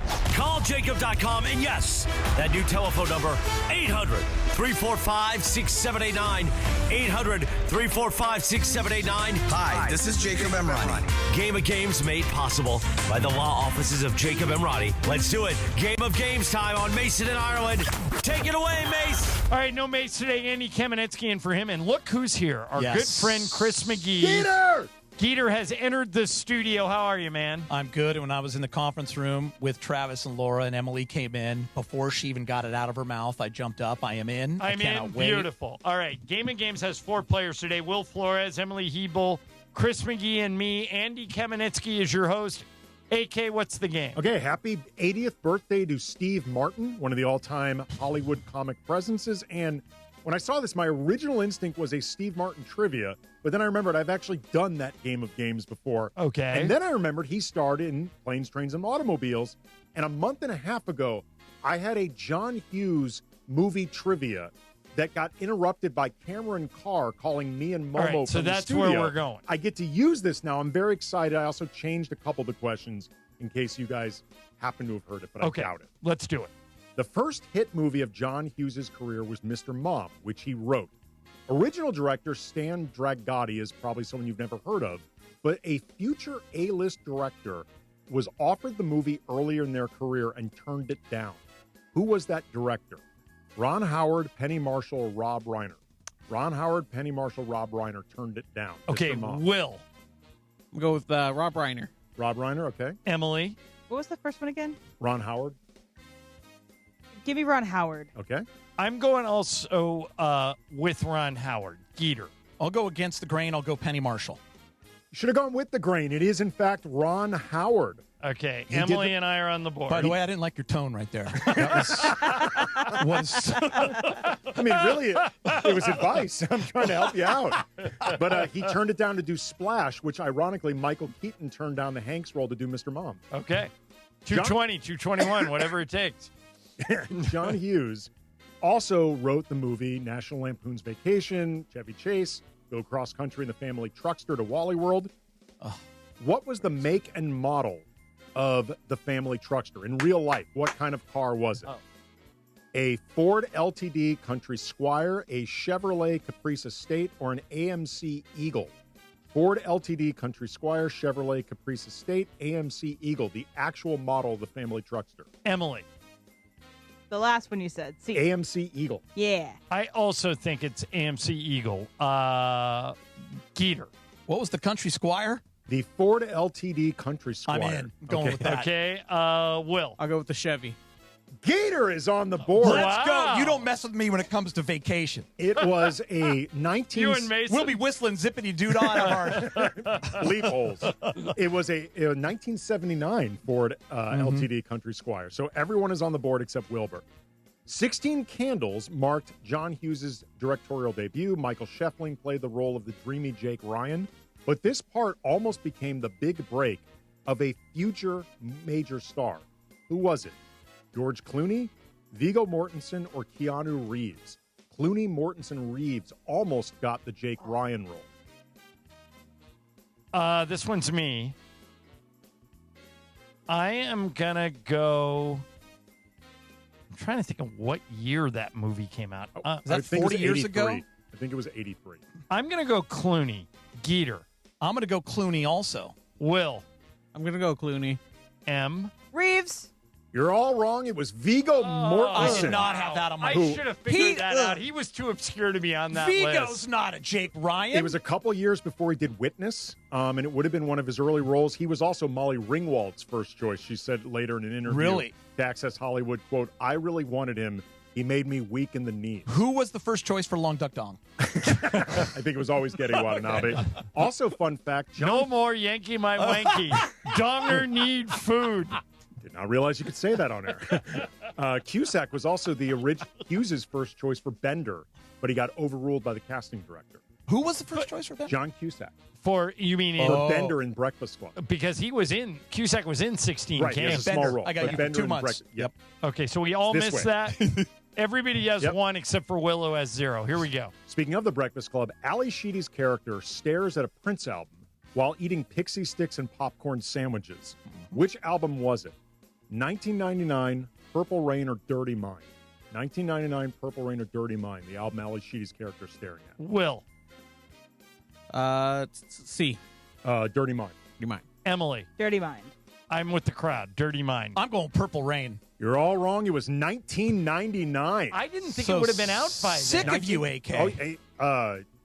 It would have been out for about a year or 2 years. Okay. Breakfast Club came out in 85. All right, we're still tied at 1. Staying Here with we the go. Breakfast Club, the song Don't You Forget About Me was a smash hit for Simple Minds, but they were not the first artist offered to record it by the songwriter Keith Forsey, who wrote it.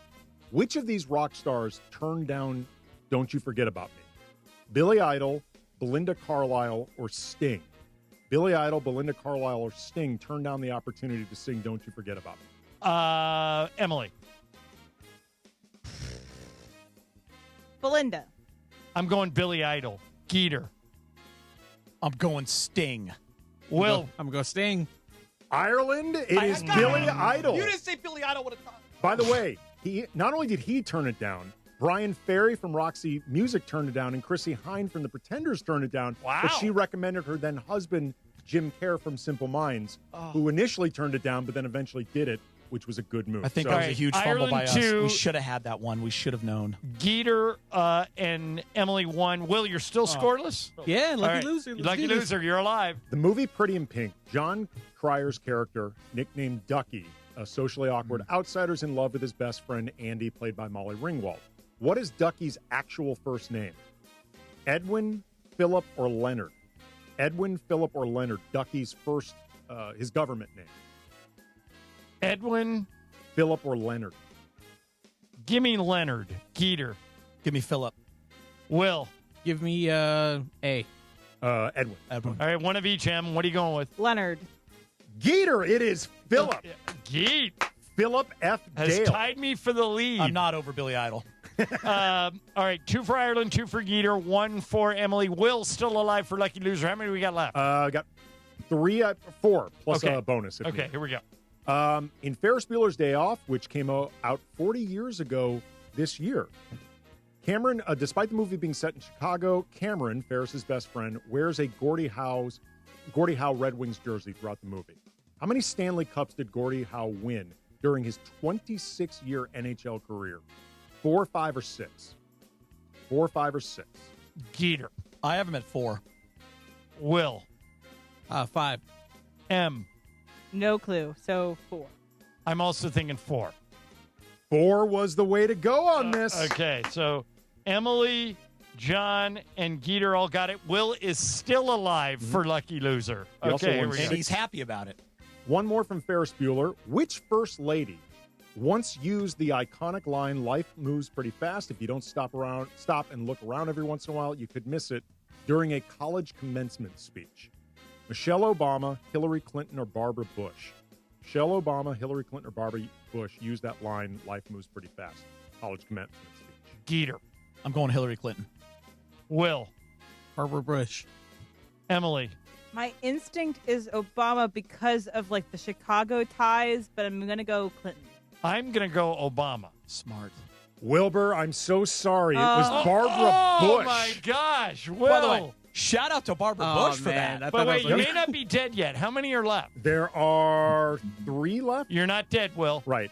Will, the sausage king of Chicago. It was at 1990 at Wellesley College, and then she joked, I'm going to tell George, her husband, George H.W. Bush, Bush the elder, you clapped more for Ferris than you clapped for George. All right. Geeter 3, John 3, Emily 2, Will 1. Here we go. Planes, Trains, and Automobiles is rated R primarily because of a rant that birthday boy Steve Martin goes on at a car rental kiosk where he drops a string of F-bombs in less than a minute. How many F-bombs did he drop? 16, 18, or 20? 16, 18, or 20 F-bombs in that rant during Planes, Trains, and Automobiles. I have no idea. And I double-checked this, by the way. Okay. I'm going to go 20. Geet. I'll go 18 and split it. 18. Will's going 18. Emily. 18. 18 is the correct answer. Emily is tied for the lead. Andy, those aren't 2 pillows. Wait, Geet, did you get that? Yeah. Okay, you've got the lead. I got the lead. Will, you got that too, right? Yeah. Okay. So right now it is Geeter 4, Emily 3, John 3, Will 2. How many are left? I got 1 left plus a tiebreaker. All right, I guess so Geet, you can win it if you And get Wilbur this is right. out. Wilbur's out. Yep. Sorry, Will. All right, here we go. In Home Alone, Joe Pesci plays Harry, one of the 2 wet bandits who break into the McAllister home. Kevin has to defend it. Pesci won an Oscar for his performance as Tommy in Goodfellas, my all-time favorite movie. Which of his Goodfellas co-star turned down the role of Harry before it went to Pesci? Robert De Niro, Ray Liotta, or Samuel L. Jackson? De Niro, Liotta, or Samuel L. Jackson turned down the role of Harry the Wet Bandit that Pesci played. Geet? I'm going to go with Ray. I'm going to go with Samuel L. Jackson. And I'm Emily. going to also go with Samuel L. Jackson. I would have gone with Ray Liotta, though. You're all wrong. It's Robert De Niro. Oh, my gosh. We had it. Geeter wins. Robert that De is Niro. unbelievable. Play that music. There it is. Do you guys want the tiebreaker? Yeah, for sure. I want to thank Emily really quick just for having me. And John, I know this hurts, but It I was does. A better little than you piece of me today. dies for the second day in a Will, row. I blew it on the last question. You weren't good. Get better next week. And John, keep plugging away, man. And just want to thank my family for allowing me to be here today. Yeah, what is the tiebreaker? And Okay. shut up. In Weird Science, when Wyatt and Gary come home drunk after being out at the club with Lisa, Wyatt's older brother Chet, played by Bill Paxton, blackmails Wyatt to keep him from telling their parents. The price was $175. Weird Science came out in 1985. How much would $175 in 1985 be in 2026, inflation adjusted? Okay. I have a number. Okay. Oh, man. I got a number. Geet, you got one? Sure. Will, you got one? Yeah, I won. What do you got, Will? I'm going with 320. 320. Geet? I'm going with 400. Four even. M? 250. I wrote 422. John Ireland wins, but you're all pretty off. $545.04. Wow. Not that far off. 522 is pretty close. Also, fun fact that I learned while researching this, the Cusack siblings, John and Joan, appeared in 7 movies together over their career. No kidding. Class, 16 Candles, Say Anything, Broadcast News, Gross Point Blank, Cradle Will Rock, and High Fidelity. Okay, so you might wonder, where was John Cusack in Broadcast News? Do you know the answer, Andy? I know that movie, I too. forgot. I don't remember. M, you know? I watched it recently, but I don't remember. Will, any idea? No idea. All right. If you blink, you'll miss him. His sister, Joan, had a major role in that movie. Yeah. She was Holly Hunter's. At least she got Oscar nominated. She was Holly Hunter's right hand there, and then she gets laid off, and it becomes a big thing. When the layoffs happen in the newsroom at the television station in Washington, D.C., there is somebody who storms through the newsroom and slams a file cabinet like, F this place. That is John Cusack. Oh, wow. He's in it for less than 2 seconds, but it's clearly him. You'll get a good look at. He was there visiting his sister, and the director, who was somebody famous, James L. Brooks. yeah, said, "Hey, you want to do a walkthrough here?" And just That was like one of the stranger cameos. Here's another great one. You guys I have ever no idea. You guys ever seen the movie The Holiday? Yes. Okay. Of course. So in the movie The Holiday, Every time with my daughters at Christmas. there is a scene where Jack Black and Kate Winslet are in a blockbuster, and they're trying to decide what movie to rent. And Jack Black picks up The Graduate. Uh-huh. Where have you gone, Joe DiMaggio? My dad's favorite movie. And he goes, this song was a score to Kate Winslet. And they pan over, and in the aisle next to them is Dustin Hoffman holding up a thing, and he shakes his head and he goes, I can't go anywhere. True story. That was at a Blockbuster in Brentwood. Dustin Hoffman happened to be walking by. No way. And Nancy Myers, who knew him from another movie, said, oh, you got to be in this. He goes, we'll do one take. Come on, do it. He goes, okay. Walked in. He has an uncredited part. He was at Cowboys and he has a camp. line. By the way, Dustin that is Hoffman so was at Cowboys epic. camp. Yeah. Can you believe? See, I went down this weird rabbit hole for a few years where I loved watching director's cuts of movies. Andy, you would love those. Yeah. They're great. And Nancy Myers tells that story in the movie. That I don't remember that. That Dustin, when next time you watch the Holiday, you'll see he's in it for literally 5 seconds. He's just shaking his head and he goes, can't go anywhere, and puts the movie So back on the good. thing. Yeah, that's it. All right, coming up next, Travis Rogers will be in here. We'll do a little super cross-track. Congratulations, Geet. Well done. ESPN LA. Hi, this is Sean McVay of your LA Rams. The Rams play here. KSPN, Los Angeles. 710 ESPN. A good karma brands radio station. Coming up Saturday morning at 7 a.m., the Weekend Warrior Show with Dr. Robert Clapper. How are ya? Presented by Cedar-Sinai. Now, Dr. Clapper's doing a completely live show on Saturday talking about gravity. But also, he's giving away 3 spots to play in his foursome at the SoCal Hyundai ESPN LA Golf Classic on Friday, August 28th at Black Gold Golf Club in Yorba Linda. Listen Saturday, 7 a.m., the Weekend Warrior Show for your chance to win and play golf with Dr. Clapper. You want to talk about a winning locker room? Rotolo Chevrolet is stacked. That's the goal, Travis. Build a team that shows up every day ready to win for the customer. And you trust them to do it. 100%. When your people know you've got their back, they take care of everything else. That's why people like me keep coming back. It's not just buying a car, it's an experience. Exactly. Great people, great culture, and we make every customer drive away happy. Come see us in Fontana off the 210 freeway at Sierra or online at rotolochevy.com. National Tell a Joke Day is coming up. I got one. Why did Rick cross the 10 freeway? To get to Morongo.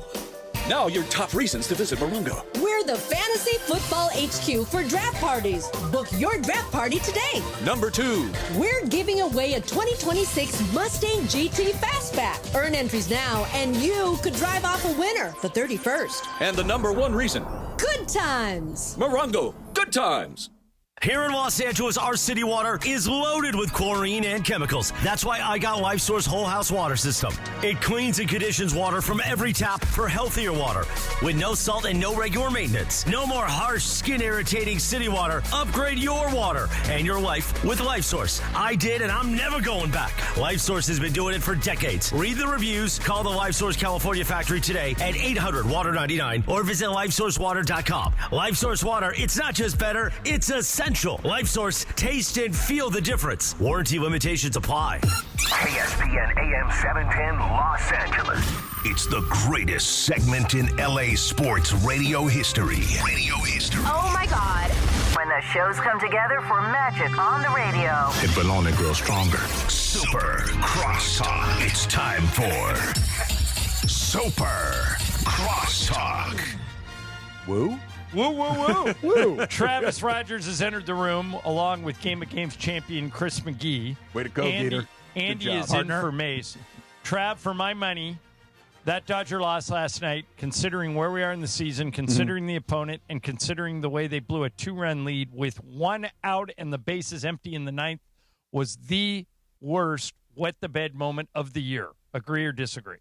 Hadn't really thought of it. Yeah. I mean, off the top of my head, sure. Like you said, they did the hard thing. They came back from behind. They rallied. They get the big hit from Muncy. They do all of those things, and then you're big dollar closer comes in and does what he's done all season long and kind of freaks out and gives up 4 hits in a row, yeah, I'd sign off on that. Geet, I would equate it, and Andy, you'll remember this too, to our Laker game in Chicago 2 years ago. Up 9. Austin Reeves hits a runner.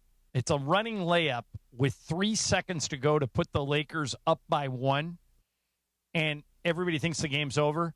And the Bulls bring the ball into Josh Giddey, and he throws in a 50-footer to beat the Lakers. And I thought that's the worst loss of the year. And weren't they up 9 with like a minute or two left? Geet, I thought last night was the worst Dodger loss of the year. I said this to Travis, John. I agree with you. And they had some frustrating losses this year. You're going to have those in 162 games, and we can go back before All-Star break. There was one that frustrated me. But because of where they are in the season, because of how they've been playing as of late, you're playing the Brewers, a team you're tied with, right atop of all of baseball with the Braves, maybe a game back, and you're up 4-2, and you're in the 9th, and you just see it as a win, and you go up 1-0. It's a 4-game series. It just annoyed me. I told Travis, it just annoyed me more than the others. I think one of the things. It was a bad loss. Yeah, it was. That stings a little more. Like, occasionally a closer will give up a home run, and you're like, okay, that kind of happens, right? Like, just a bad pitch, a good hitter, you give up a home run, you lose the game. All right. This was a guy that is getting tagged throughout the entire 9th inning that just, and by the way, the first 2 of those 4 consecutive hits, number 8 batter in the lineup, number 9 batter in the lineup. And he couldn't punch those guys out, I think is a little alarming. And that he couldn't find, sometimes you have a bad day, but they just kept hitting him. That's troublesome. All right, we talked about this with Eric Karros when he was on. Do you guys continue to put Edwin Diaz out there in a closer role when you have this big cushion just to see if he can help you in the postseason, or is it time to go to a plan B? No, plan B is not deployable yet. I would wait. What do we have left of the regular season? Like 6 weeks? Something like that? 40 games-ish? Okay, so let's call it 40 games. I think that if you get to 15 games, maybe 20 games, and he's still getting beat up the way he has. And it's not just that he's not pitching well, they're hitting him really hard, and they're hitting him very consistently. But, look, you paid him a lot of money to go and pitch this 9th inning. He's missed almost the entire season with an injury. So maybe it's rust, maybe it's lack of sharpness, all these things. So I would try to sharpen that knife as much as I can until you get right up to the point where you have no other choice. We've seen him do this last 2 years. This is what makes it complicated, though. He is struggling right now, but he's so recently removed from that injury in a long layoff. This would normally be part of the ramping up period anyway. The problem is just the timing doesn't work in your favor. But if you want to use Edwin Diaz and you want the best version of him, you have to ride this part of it out. Otherwise, you're not going to get it. And I think last year is interesting, too, because they gave Tanner Scott a bunch of money in the offseason, right? Right. And he comes in and has a really lousy season 2 years ago, right? Lad 2025. He has a really rough season. And the Dodgers basically punted in the postseason. They didn't use him, or he wasn't even on the roster. Like, they just basically said, we'll eat it. And that's interesting. So you're saying Diaz could be heading down the same road if he doesn't get it cleared up. Just because he makes a lot of money, they won't be afraid to do it. That if they feel like that's the right thing to do. One of the things that Dave said after the game that I thought was pretty interesting, when somebody asked him basically what you asked me, like, is there plan B? He goes, no one else is pitching well either. I think his exact quote was, so what are my options? What are my options? No one's throwing the baseball all that great anyway, and I think there's something to that. But Scott's been pretty good this year. Vezia's been pretty good this year. I would have left Scott in after he closed out. We the talked eighth. about that. If it's the playoffs, they probably let him ride that into the 9th inning, but you just don't see that in the regular season. The fan in me is ready to hand it to Tanner Scott, but Dave Roberts makes a lot more money than I do, and when you're managing a baseball team, I agree with Andy and Travis. I think it's not time yet. I think you have to see if he can work this out because big decisions are going to be made in about 4 or 5 weeks. Geeter, you're going to love this that just came into the YouTube chat from Carrera's Finest. Oh, boy. Geeter looks like a younger, sleeker Mason. Ireland traded up for a younger model. I can see that. I can see where that's coming from. I traded up for a younger model sounds like something I would do. I'm just not sure where I want to take it. Yeah, you notice I just kind of sat back. I'm like, this is going to be great. I can't wait to see what you're going to say. By the way, that smile on John's face when he's leading into something, I knew it had to be. Yeah, it had to be good. Something. All right, so I had a fun TV watching night last night. So at 5 o'clock, I watched the first 2 innings of the Field of Dreams game. Did anybody else check it out? I wanted to and didn't. So cool? Yeah, I thought they did a good job. And Trev, did you catch a little of it? I was still doing my show at 5, and then we did our fantasy football draft at Morongo right after. So I saw the highlights of it. I love that game. I think it's a really cool event that they do, but I did not get to see it yesterday. So I did 2 innings of that, flipped over to the Raiders game, and watched them score. Kirk Cousins. I tuned over right when Kirk Cousins threw for a touchdown. Then Fernando Mendoza came in through a touchdown. Offensively, the Raiders look good. Their defense doesn't look good. They gave up 21 first-half points. Then I flipped over to the Charger game. So the Raider game was on KTLA, Channel 5. The Charger game was on KCBS, Channel 2. And no one in the Charger game is playing. They're playing the Texans, all right? So Justin Herbert, C.J. Stroud, Omari Hampton, nobody playing either game. And I thought to myself, I understand that these games still get ratings. I understand that people will pay to go to these games. I understand that it is a source of income. But at some point do we get to, this is a bait and switch. What we were watching was not the Texans against the Chargers. It's a bunch of guys on the Texans and the Chargers who will be cut before the season starts. Trev, because it makes money, I have a feeling I'm howling at the moon here. I don't think they'll change anything, but should they? Should they? Yes. Will they? No. That you said it. People go, and a lot of people like Mason are obligated to buy the tickets. It's part of the package. If you want season tickets, you got to buy the preseason as well. Yep. You watched it. I watched it. We know these aren't the right guys. They're going to be driving beer trucks in a few weeks, but we still turn it on and we watch it. I also feel like at this point, because we know what the preseason is, it can't be considered a bait and switch because it's become well established. The guys that you really care about on your team, they're not going to be playing. It would be a bait and switch if they told you it was a regular season game and then it turned out to be a preseason game. Like, that's an actual bait. And aren't we at the point where we don't want our guys playing because they're on our fantasy team or because they play for our real team that we root for? I don't want to see them. John, do you like NBA preseason? No. I wish they'd get rid of it. Me too. But they make money. Like the last time I brought this up around Jeannie, what she said was, look, that's an opportunity for, like, we consider Vegas part of our territory. Yeah. So that's a game in Vegas where our fans there can go in person. Same thing when we play a game in San Diego or Anaheim. She says it helps us grow the fan base. And I said, it's a bunch of guys not named Luka. And she's like, but they're Laker fans, so they're going to fight for it. I think they're going to. And at least in the NBA, you get like a quarter out of the guys. Yeah. Here's what I hope happens. They're going to add an 18th game probably next year. I think every team's going to play an international game. They've got 11 international games this year. They bump it up to 16 and 5 more of them, and then every team would play an international game. There's the 18th game. Cut the preseason to 2 or even better, 1 game. College football has no preseason games. Right. So I'm hoping that's what happens, but we'll see. All right, lots of stuff coming up. Geeter in for DeMarco. Travis is here. DeMarco and Travis next, ESPN LA. And it is the 15-minute mark.